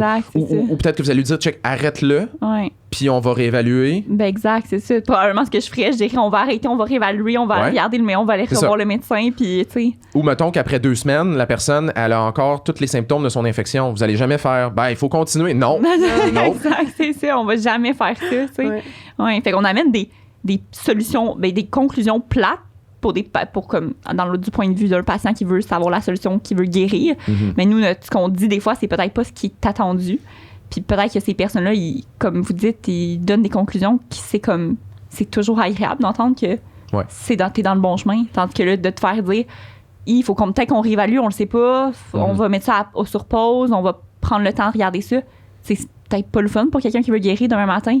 C'est bien plus le fun de te faire dire, ah, ben écoute, t'es dans la bonne voie, tu t'en vas guérir, c'est normal d'être malade comme ça, puis continue comme ça, tu sais, c'est fou. Mais ça me fait tellement penser à justement, je reviens encore sur le balado, mais tu sais, ayahuasca, puis tu sais, le fait que comme, tu sais, ces personnes-là, ils vont vraiment, ils vont vomir beaucoup avant de traverser toutes les hallucinations qu'ils ont à faire, puis tu sais, c'est un peu le même principe de comme, ben c'est normal que tu vomisses autant, ben ce qui est normal aussi parce que la drogue, c'est qu'est-ce qu'elle fait, mais tu sais, c'est normal, mais plus tard, ça va permettre de justement avoir toutes ces hallucinations-là qui vont t'amener dans un processus de guide, de, comment dire, tu sais, ça va te donner des révélations, puis ça va permettre de te connaître, puis c'est de la psychothérapie en accéléré, tu sais, c'est comme, Ben oui. c'est toutes des promesses tellement qui sont immenses, fait que comme tu veux y croire, veux pas, là.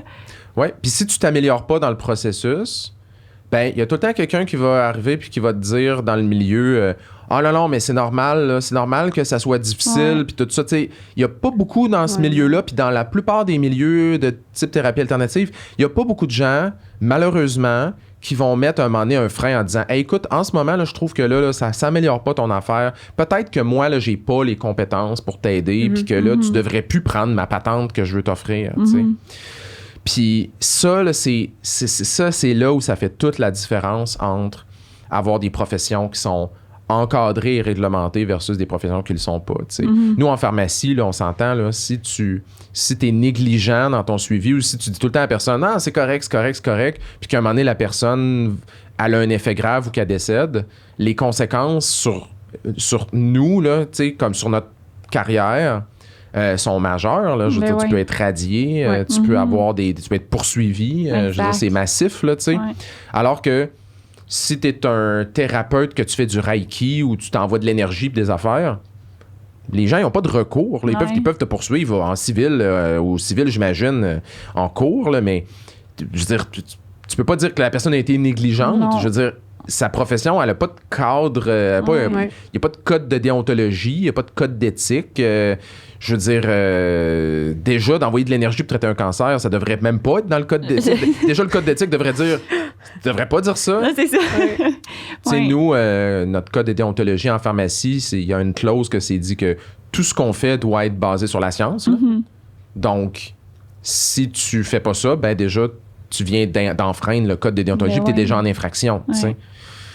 Fait que, puis tu sais, je l'ai pas mentionné plus tôt, mais tu sais, là, ça peut avoir l'air théorique, les risques que je mentionne, mais non, c'est pas théorique. Il y a beaucoup de recherches qui documentent bien ça, les gens qui se tournent vers les thérapies alternatives ou complémentaires, peu importe, même les gens qui vont faire les traitements médicaux, mais qui en plus vont ajouter par-dessus, sentir toujours moins bien.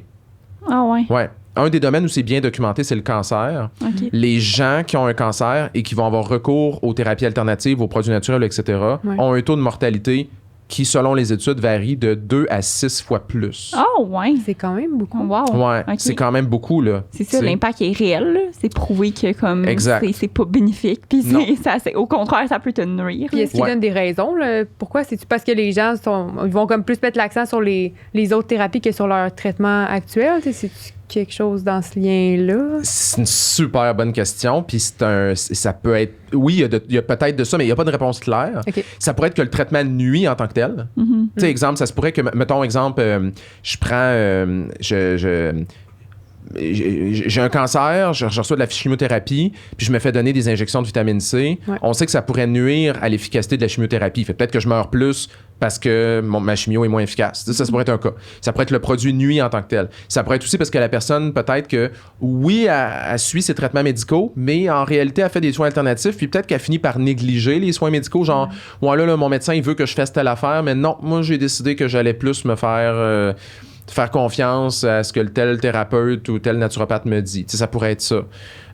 Ça pourrait aussi être d'autres affaires. T'sais, ça pourrait aussi, je veux dire, on peut aller loin là-dedans. Là. Ça pourrait être carrément que les gens qui ont tendance à aller vers les soins de santé alternatifs sont peut-être en moins bonne santé à la base aussi, puis que peut-être que ces gens-là meurent plus parce qu'ils sont déjà en moins bonne santé. Je veux dire, il n'y a pas d'explication claire à ça, mais on sait que quand c'est bien documenté, il y a pas mal tout le temps des tendances assez négatives. Oui, c'est ça. Ben, tu sais, c'est comme le consommateur, il est exposé à ce risque-là, puis ils peuvent même pas poursuivre quoi qu'arrive la personne qui a donné ce soin-là parce que c'est tellement pas...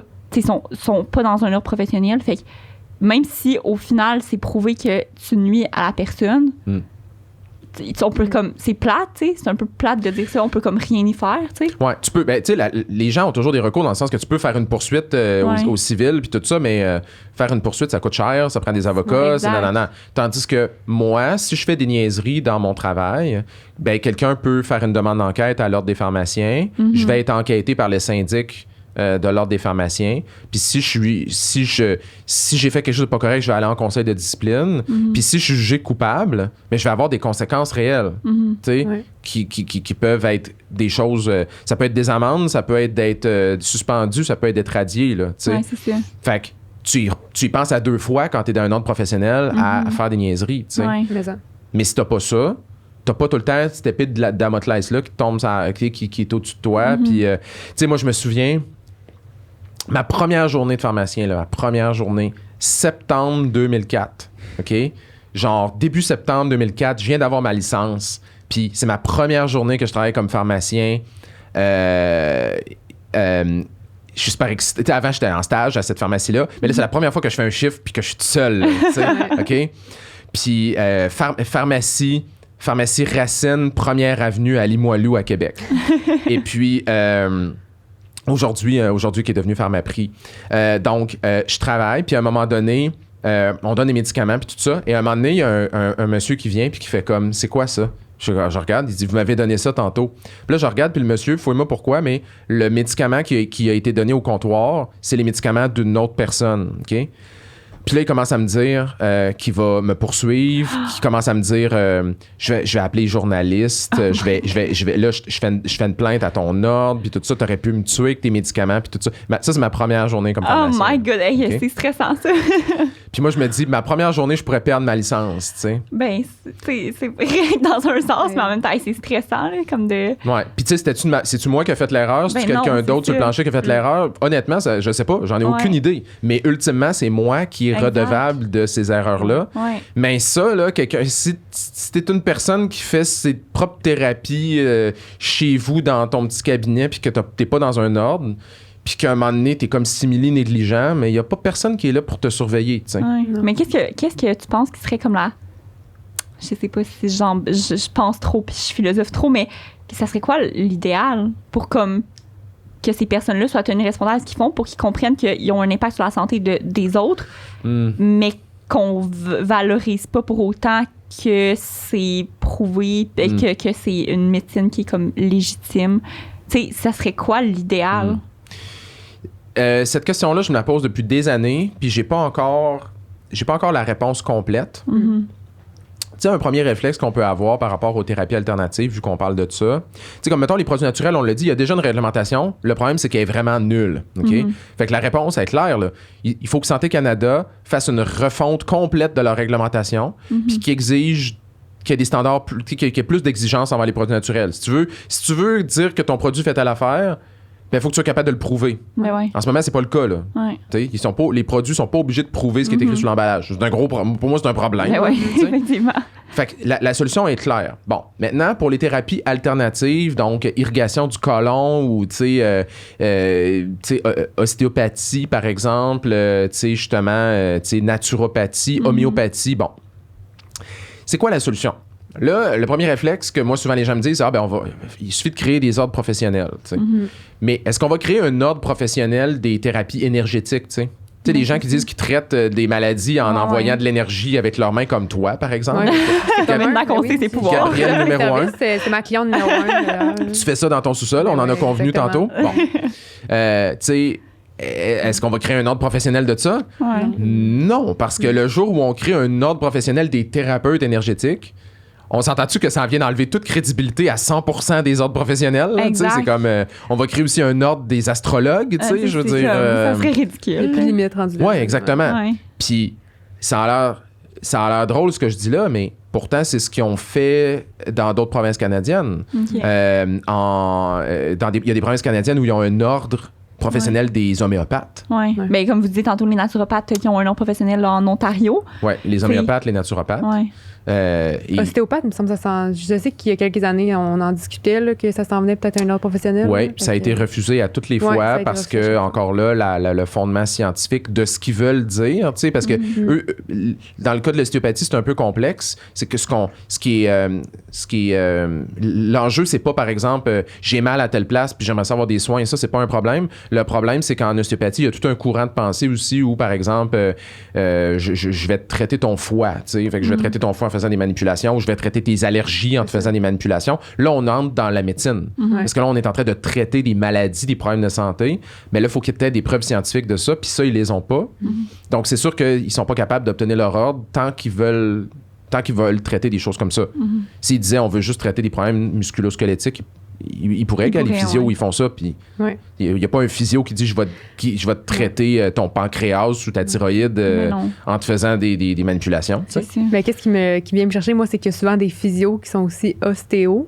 Ouais, Fait que je exact. suis comme à quel point tu as étudié en sciences pendant 4 ans, tu as fait ton bac, ta maîtrise, après ça, tu t'es dirigé vers une autre sphère qui est l'ostéopathie, que tu vois qu'en physio, c'était prouvé, puis tu as des recherches, puis en tout cas, whatever. Puis en ostéopathie, tu dois Ouais. pas avoir grand-chose, j'imagine, vu qu'ils ont quand même fait des demandes d'ordre, ça a été refusé, fait qu'à quelque part, il y a quelque chose qui marche pas. C'est vrai. C'est spécial que quelqu'un ait les deux spécialités dans son arc.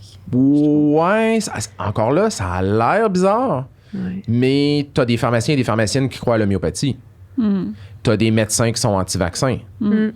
Puis t'as aussi des nutritionnistes qui pensent que la diète cétogène, c'est la meilleure diète au monde pour tout le monde. tu sais. Ouais, Exact. c'est vrai. Fait que, tu sais, encore là, c'est plate à dire, là, parce que on aimerait ça qu'une personne qui étudie en sciences ou qui étudie en santé, automatiquement, elle va avoir acquis les mécanismes de pensée critique qui vont faire qu'après, elle va pas croire à des faussetés, mais c'est juste pas vrai, tu C'est sais. sûr. C'est juste pas vrai. Tu sais, regarde, là, récemment, il y a eu un paquet là, il y a eu un groupe là, d'à peu près 12. C'était des médecins, des pharmaciens, pharmaciennes, puis des infirmières, je pense, qu'ils se sont prononcés en disant la COVID est une arnaque, etc. Ah, ouais, bon, ouais. tu sais, mais c'est des professionnels de la santé, C'est là. ça, ouais. Ouais. Tu sais, il y en a qui disent des niaiseries, il y en a qui font des Ben niaiseries. ouais. Fait que est-ce que c'est si surprenant que des physios commencent à devenir ostéopathes ou est-ce que c'est si surprenant que des pharmaciens recommandent l'homéopathie? Puis moi, j'en ai vu dans ma pratique, là, je veux dire, j'ai vu, des fois, j'ai travaillé en double avec des pharmaciens et des pharmaciennes, j'en ai vu recommander de l'équinacée pour guérir un rhume, là, puis je Oh, me suis mon dit, Dieu. attends, Ça marche tu pas, recommandes là. ça, tu sais?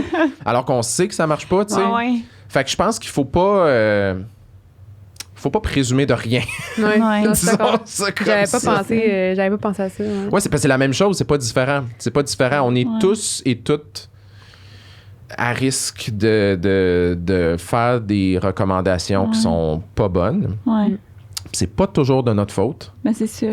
Moi, je trouve par exemple, on parlait des produits naturels, puis thérapie alternative, même chose. Êtes-vous formé là-dessus dans vos études? Pas en Non. tout. Pas tant que ça. Probablement que, mettons, Produit naturel, un peu. peu, mais tu sais, même là, on a comme des petits cours, mais sans nécessairement en faire Non. 45 heures, mettons. Si t'as une carence en fer, on donne du sulfate de fer, Ouais, right? c'est ça, exact. C'est le produit naturel qu'on a, C'est ouais. un produit naturel, ça marche, tu sais, c'est correct. Calcium, tu sais, Magnésium, ouais. fait que c'est des choses C'est de même. des choses vraiment basiques, mais la réalité, c'est que quand tu arrives puis tu travailles à la pharmacie, 90% et plus des produits naturels que sur les tablettes, là, t'en as jamais entendu parler dans tes ben cours. Ouais. Puis là, qu'est-ce que t'es supposé faire avec ça? Moi, je trouve qu'on n'est pas bien, on est vraiment pas bien informé pour ça. Puis c'est pas un blâme que je fais à la faculté, c'est pas un blâme que je fais à personne, là. C'est juste ouais. qu'à un moment donné, il y a des limites de ce qu'on peut savoir. Exact. Ah ouais, puis il y a tellement de plantes qui sont offertes, là. N'importe Ben- quoi, là, palmier nain, whatever, Oui, la sauge. oui, il y a tellement plein exact. d'affaires, là. La canneberge pour les infections urinaires, ça Ben non plus, ça ouais. marche pas en Ouais. passant. On va le dire comme ça, on lance comme ça dans Sujet l'univers. clos, ouais. Fait on en parle un peu dans nos études, mais après ça, quand on gradue puis qu'on commence à travailler, on sait presque rien là-dessus. On se fait tout le temps questionner. On regarde dans notre petite base de données dans l'ordinateur. Ouais. Souvent, ça dit rien d'intéressant. Exact. Tu sais, fait qu'on... On a tout le Mais- temps une espèce de gros livre en arrière. On est comme, oh my God, qu'est-ce que je fais C'est avec souvent ça? le lit qui supporte l'ordinateur, là. C'est comme... Tu sais, c'est ça. Fait que je trouve qu'on manque beaucoup de... On manque beaucoup de connaissances là-dessus. Souvent, les formations aussi qui sont par expérience, les formations qui sont offertes aux professionnels de la santé, soit en formation continue ou même à l'université, souvent est donnée par des gens qui ont des biais absolument catastrophiques, là, des gens qui sont consultants pour l'industrie des produits naturels à temps plein, là, puis c'est eux qui nous donnent notre formation là-dessus. Fait que, tu sais, on n'accepterait pas de se faire donner de la formation par quelqu'un qui travaille pour Pfizer, là, tu sais. Fait que, tu sais, je veux dire, je pense qu'il y a vraiment un manque à ce niveau-là, là. Oui, mais je suis d'accord, mais en même temps, ça vient, genre, je viens avec un questionnement de comme, comment, ça serait quoi ces cours-là s'il n'y a rien de prouvé puis il n'y a rien de fondé? Tu sais, c'est comme, ça serait de nous informer sur les courants, tu sais. C'est quoi qu'on apprendrait si... on est à l'école, puis on apprend des choses au fond de la science, puis il y a des études qui ont été faites, fait qu'ils nous l'enseignent. Oui, ça change des fois, mais tu sais, comme on est au courant de toutes les lignes directrices, on apprend tout ça. C'est fondé sur des études qui ont été faites, en tout cas en général, de bonne façon, tu sais. Là, ils vont nous enseigner quoi? C'est là que je viens à comme être un peu à re-questionner. C'est beau qu'on soit pas formé, mais en même temps, qu'est-ce qu'il y aurait à dire? Beaucoup de choses. Il y aurait beaucoup de choses, mais basé sur quoi on peut pas dire que comme justement l'équinacée pour un rhume ça fonctionne, mais est-ce qu'on faudrait qu'on enseigne que ça se peut qu'il y a des gens qui pensent ça se peut qu'il y a des gens qui pensent ça, il y a pas de preuve, tu sais, ça c'est quoi, je sais pas si la question est claire comme oui, comme... je comprends, mais c'est en fait on a souvent l'impression ou on a la conception que la plupart, mettons qu'on parle des produits naturels, là, juste donner cet exemple-là, on a souvent la conception que la plupart des produits naturels, il n'y a pas vraiment de recherche, donc on ne sait pas si ça marche. Puis ça, c'est vrai dans certains cas, mais pour les produits naturels qu'on voit tout le temps, là, mettons le top 25 de ce qu'on se fait demander en pharmacie, là, OK? Mélatonine, glucosamine, chondroïtine, je veux dire, toutes les vitamines, toutes les affaires de même, les produits détox, les le millepertuis, tu sais, toutes ces affaires-là. Mettons, prends le top 25 ou le top 30 des produits sur lesquels on se fait questionner, là, OK? Mais il y a beaucoup de recherches sur ces produits-là et on sait que ces produits-là soit fonctionnent pas ou encore peut-être ont une certaine efficacité pour certains problèmes, etc. On a des connaissances là-dessus. Fait que oui, il y aurait plein de choses à enseigner. Moi, je donne de la formation continue sur les produits naturels, puis je prends le top 10 des produits les plus vendus au Canada, puis je passe les données probantes. Puis oui, dans beaucoup de cas, comme la glucosamine chondroïtine, les données sont négatives. Là. Tout indique que ça fait rien. Mais ça, c'est important de le savoir. Oui, c'est vrai. Parce qu'on se fait tout le temps questionner là-dessus. Fait que quand tu te fais tout le temps questionner là-dessus dans ta pratique, il faut que tu aies une réponse. Mais la réponse de dire, écoutez, selon les meilleures données scientifiques qu'on a, là, les multiples études qui ont été faites là-dessus, là, il ne semble pas y avoir d'efficacité. Et il y a peut-être certains risques, peu importe, là, tu sais. Tu sais, le millepertuis, exemple, il y a du monde qui prennent ça, il y a des interactions assez graves avec le millepertuis. Mais à l'inverse, c'est vrai que c'est efficace, il y a une vraie efficacité. Fait que, il y a plein de choses à dire. Puis si les preuves, si les évidences cliniques, c'est que ça marche pas, mais c'est une information super importante. C'est bien mieux que de dire à personne, ben je le sais pas. Là. Tu peux répondre ça une fois, là, mettons, je sais pas, t'es pris au dépourvu, mais après ça, tu t'engages à aller rechercher, à faire tes recherches, puis au prochain patient qui se présente avec le même produit, tu vas savoir quoi répondre. Là. Ben exactement. Regarde, je viens de faire un épisode de ma série télé sur les produits pour prévenir la perte des cheveux. Ça, il y en a en pharmacie. Là. Je me suis souvent fait poser des questions là-dessus, puis je me souviens pas qu'est-ce que je réponds.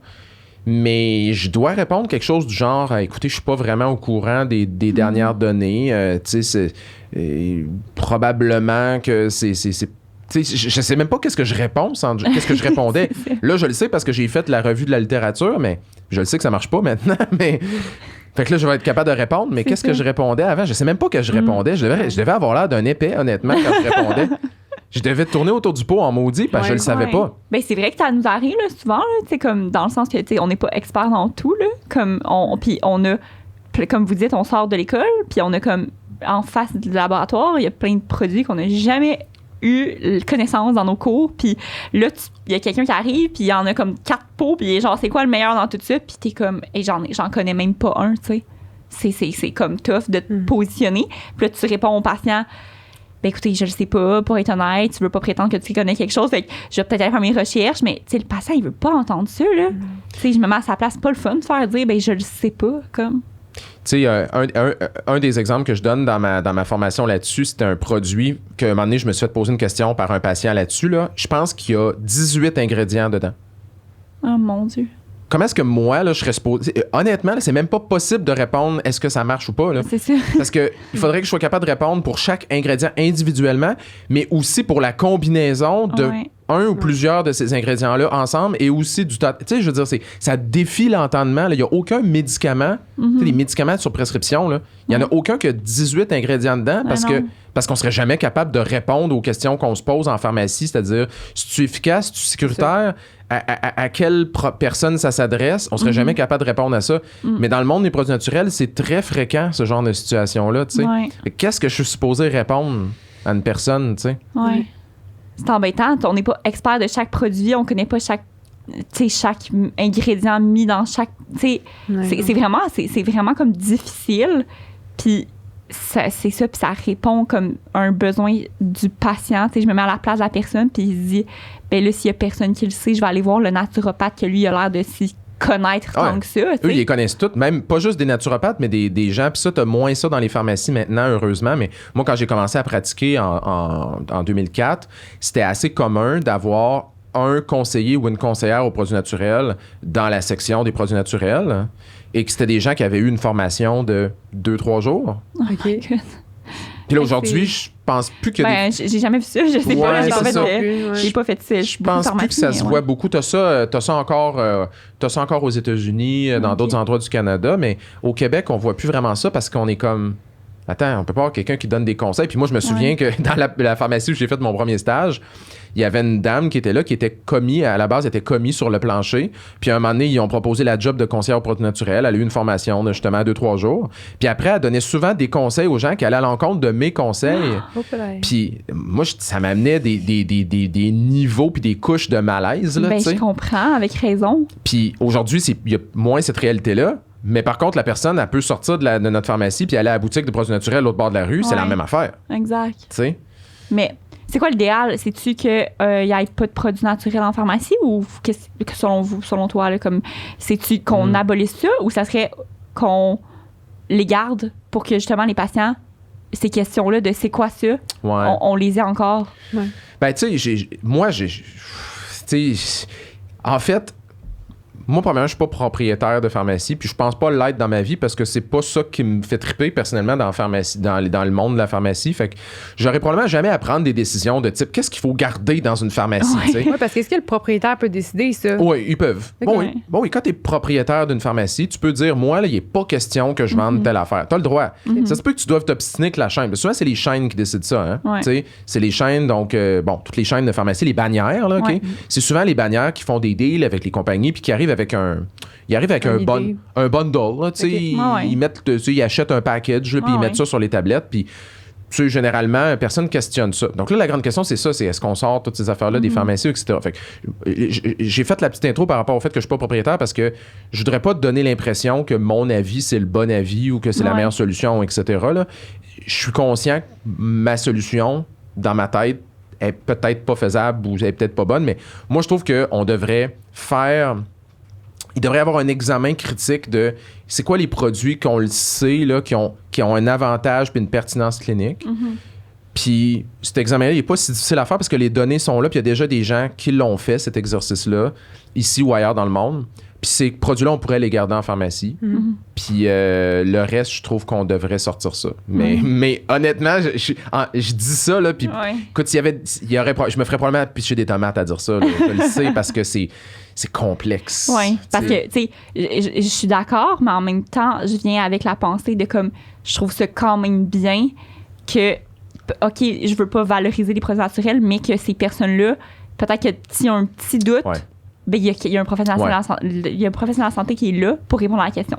Tandis que si tu s'en vas dans n'importe, tu l'achètes sur Internet, sur Amazon, ou que tu l'achètes dans un produit spécialisé, une boutique spécialisée en santé naturelle, ben, les chances que tu aies consulté dans ton parcours un professionnel de la santé sont, si pas inexistantes, sont très minces. Fait que il y a comme cet avantage d'être cette place où que ça ouvre la porte à la discussion. Peut-être que si on les bannissait tous de toutes nos pharmacies, tous les produits naturels qui avaient comme pas de données probantes, peut-être qu'on n'aurait plus de questions. Peut-être que les gens, ça serait comme un peu, on stigmatiserait un peu, ben là, on va pas aller voir le pharmacien pour ça parce que comme, il sait pas, tu sais.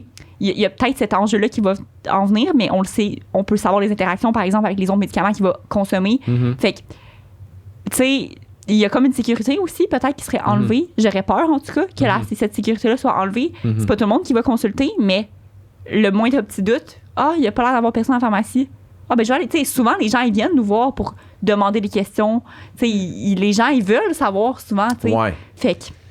Ben, ça, premièrement, t'as raison. Ça, c'est l'argument principal qui est donné, qui va à l'encontre de ce que moi je dis. OK? Ouais. Parce que j'ai souvent eu ces discussions-là. Ça fait quasiment 10 ans là, que je me bats pour des questions comme ça. Puis moi, un de mes combats, là, puis moi, j'espère dans ma vie, là, OK, qu'un jour, on sorte l'homéopathie des pharmacies. Ouais. C'est un exemple typique là, dans le sens où je me dis, je comprends qu'on peut pas commencer à tout évaluer, mais mettons qu'on commence à quelque part. OK? On pourrait commencer par l'homéopathie. Après, on pourrait faire les cures détox, puis les produits amaigrissants. Je trouve que moi, là, ces 3 catégories-là, tu prends ça, tu sors ça des pharmacies, demain matin, il n'y a pas personne qui est perdant. Il n'y a aucune manière possible et imaginable que quelqu'un soit perdant là-dedans, à mon avis. OK? Fait que ça, je pense que c'est un exercice qui devrait être fait, puis j'encourage n'importe qui à le faire, puis je vais me battre jusqu'à la mort pour dire que je pense que c'est la bonne chose à faire. mais moi, j'ai souvent eu ces discussions-là avec des propriétaires de pharmacie, puis l'argument qui m'est souvent amené, c'est ça. C'est oui, mais en même temps, si on garde ça à la pharmacie, ben au moins on peut dire aux gens que c'est pas bon. Puis je trouve ça bizarre de dire ça parce que c'est comme le seul domaine que je peux imaginer où cet argument-là se tient.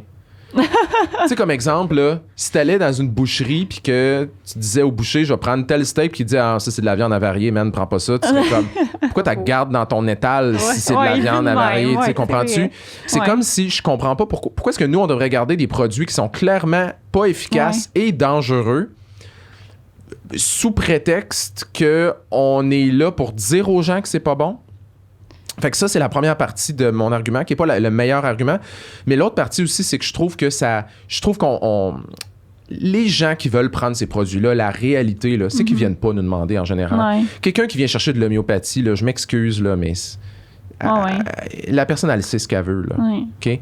Là où il y a peut-être une petite différence, c'est par exemple, mettons sur une tablette. Puis ça, c'est pas comme ça dans toutes les pharmacies, mais les grosses pharmacies, là. Je sais pas si vous avez déjà travaillé dans des grosses bannières, là. Je vais pas les nommer, là. Mais tu sais, les grosses bannières où ils vendent aussi de la bouffe, puis des jouets, puis des Wii là, de Nintendo. Là. Ouais, c'est ça. Ouais, bon, on parle de ces grosses bannières-là, là, OK? Une tendance qui a commencé à apparaître, c'est que, par exemple, tu vas aller dans la section pour les sirops pour la toux, OK? Et là, ce qu'ils vont faire, c'est qu'ils vont mettre le sirop avec du DM, donc du dextrométhorphane. À côté, le sirop à base de produits naturels comme de la baie de sureau ou d'un extrait de liane là, ou je sais pas trop quoi, de vigne ou un affaire de même. Okay? Donc, un sirop à base de produits naturels. Puis à côté, le sirop homéopathique. Ouais, non, ça n'a pas de bon sens. Ils mettent les 3 un à côté de l'autre. Ouais. OK? Donc là, c'est sûr que le consommateur arrive et il fait, bon, je veux un sirop contre la toux. Lequel que je prends? Ouais. Quelqu'un qui sait pas c'est quoi de l'homéopathie, puis la majorité des gens savent pas c'est quoi, ben il peut faire, bon, l'emballage a l'air cool, je vais prendre ça, tu sais, je veux dire, c'est correct, tu sais. Moi, je trouve que les pharmacies qui font ça, puis là, il faut que je fasse attention à ce que je dis, mais je trouve qu'ils induisent carrément délibérément les personnes en erreur. Là. Ouais. Parce que là, c'est carrément, non seulement on veut pas que tu viennes nous demander conseil, on les met les 3 un à côté de l'autre pour être sûr que tu fasses un mauvais choix. Oui, c'est vrai que ça porte à la confusion. Là. Moi, je suis vraiment, vraiment contre cette tendance-là. Je trouve que c'est épouvantable de faire ça. Si c'est l'homéopathie dans un coin tout seul, au moins tu peux dire, bon, mais quelqu'un qui traîne dans le cas homéopathie, je peux peut-être aller le voir, ou etc. Bon, tu sais...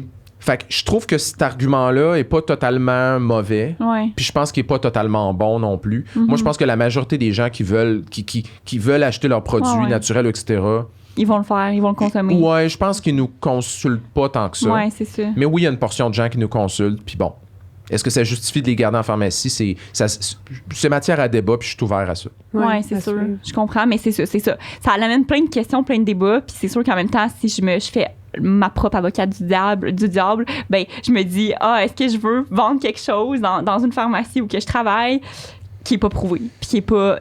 Ben là, je me dis, non, ça me tente pas non plus. Je peux être capable de me mettre dans les deux positions, mais j'avoue que je sais pas c'est quoi la solution optimale. Ben, au moins, tu sais, qui est pas prouvé, c'est une chose, mais qui peut nuire. Ouais, là, c'est comme problématique. Moi, j'ai un malaise avec ça. Ouais. Puis, tu sais, un bon exemple, il y a d'autres solutions aussi que moi, je propose souvent. C'est, moi, je trouve personnellement que tous les suppléments de vitamines et minéraux devraient être en annexe 2.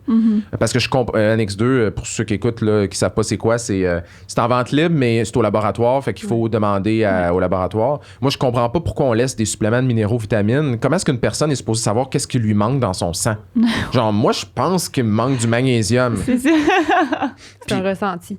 Puis ouais, c'est un ressenti, genre, qu'aujourd'hui, là, feeling magnésium, mais tu sais, puis ça peut être dangereux, là. Je veux dire, on le sait, là, les électrolytes, c'est quelque chose que, tu sais, moi, je vous raconte une anecdote personnelle. Moi, je suis végane. Puis je prends des suppléments de vitamine B12 parce que c'est la recommandation. OK?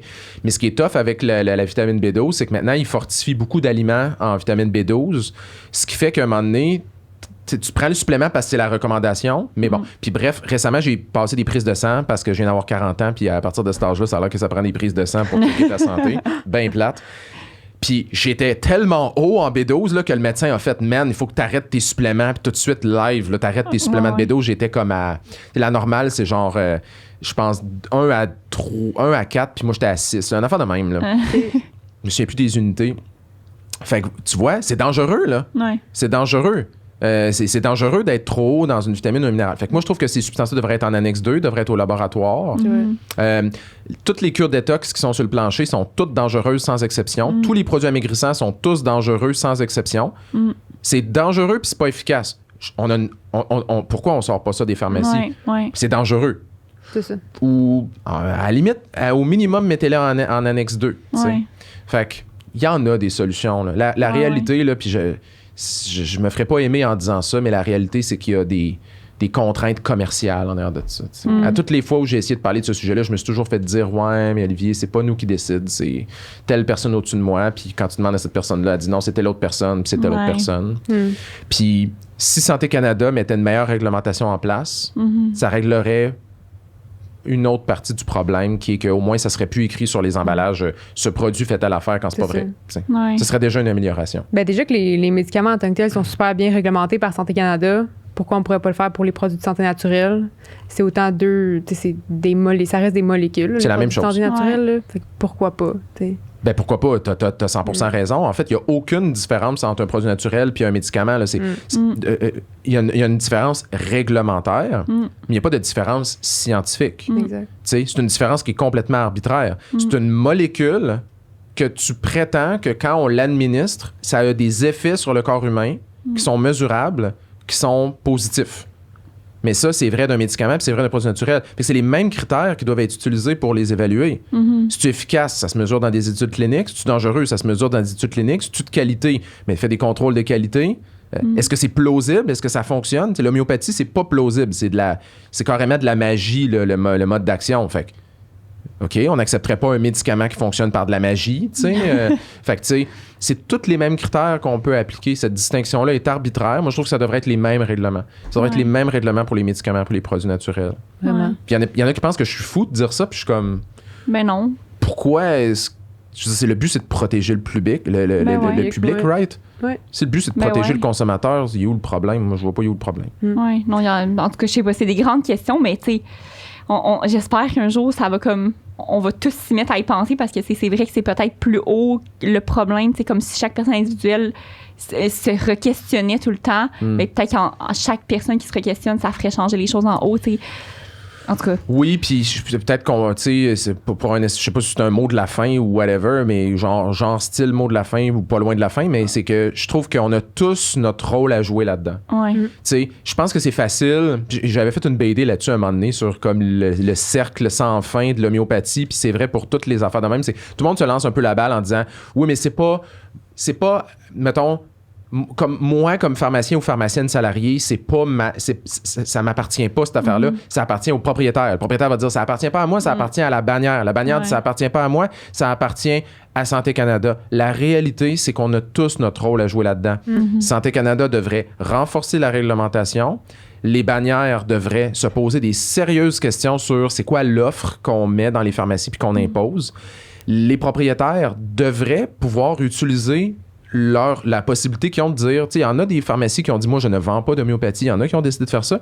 Puis comme pharmacien, pharmacienne salarié, ben, on a la responsabilité d'être au courant un peu, de se tenir un peu au courant, d'avoir un minimum de connaissances là-dessus pour être capable de bien conseiller les patients. Oui. Puis ça, je trouve que ça fait partie d'être un bon pharmacien ou une bonne pharmacienne. Oui, parce qu'on dirait que tout le monde dans cette chaîne-là s'enlève cette responsabilité-là. Oh, Fait du que tout, c'est ça pas de fait ma que faute. Personne C'est ça. va agir sur le problème. Là. Faudrait que tout le monde mette comme un peu l'épaule à la roue puis se dise comme, OK, ben comme, je prends responsabilité de la Ouais. partie qui m'appartient. Ouais, Puis je peux faire ça. je peux le faire, fait que je vais le faire. Fait que Ouais.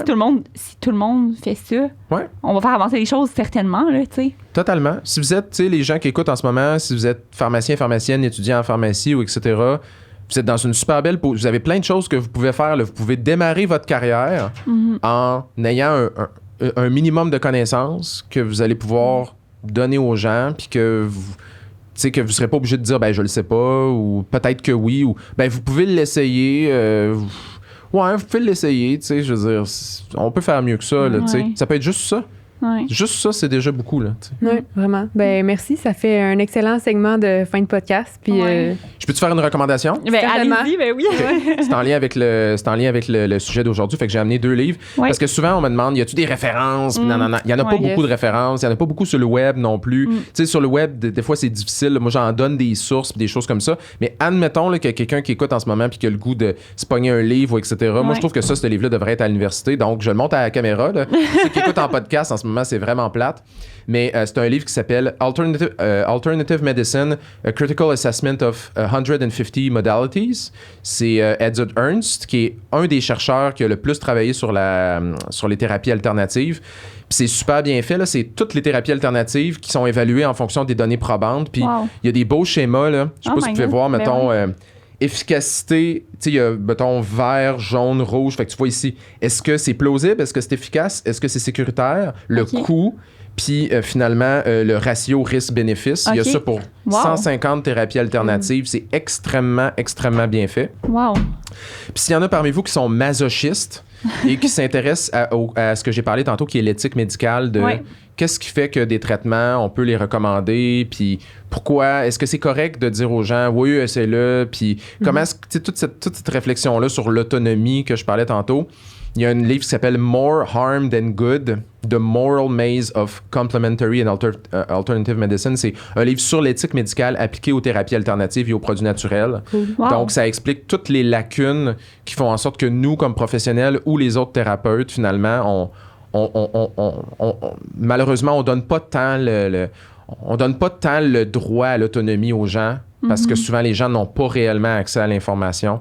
Puis c'est un des meilleurs livres que j'ai lu de ma vie, honnêtement, sur le sujet. Fait que Ben, ces 2 merci. livres-là, je les suggère. oui, merci. Merci pour les recommandations. C'est sûr que je vais aller les acheter puis lire ça avec plaisir. Mais merci beaucoup pour ça. Puis je pense que c'est vraiment un épisode super intéressant. Je pense Ouais. qu'on a appris beaucoup de choses. Puis Merci. je pense que ça va faire cheminer quelques-uns. Puis tant mieux. Puis on a amorcé des belles pistes de réflexion. Fait que merci beaucoup pour ta participation. Merci, puis Ouais, bravo pour merci. votre podcast. Je trouve ça vraiment malade ce que vous faites. C'est très, très Ben, cool. bravo pour Puis, les tiens aussi. hein. Ouais. Ah, ben c'est bon, Je vous regarde. renvoie toute la balle. On se lance des fleurs, on se lance des fleurs. C'est On ça. est cool, on fait des Bon. podcasts. Merci. Merci beaucoup. Merci.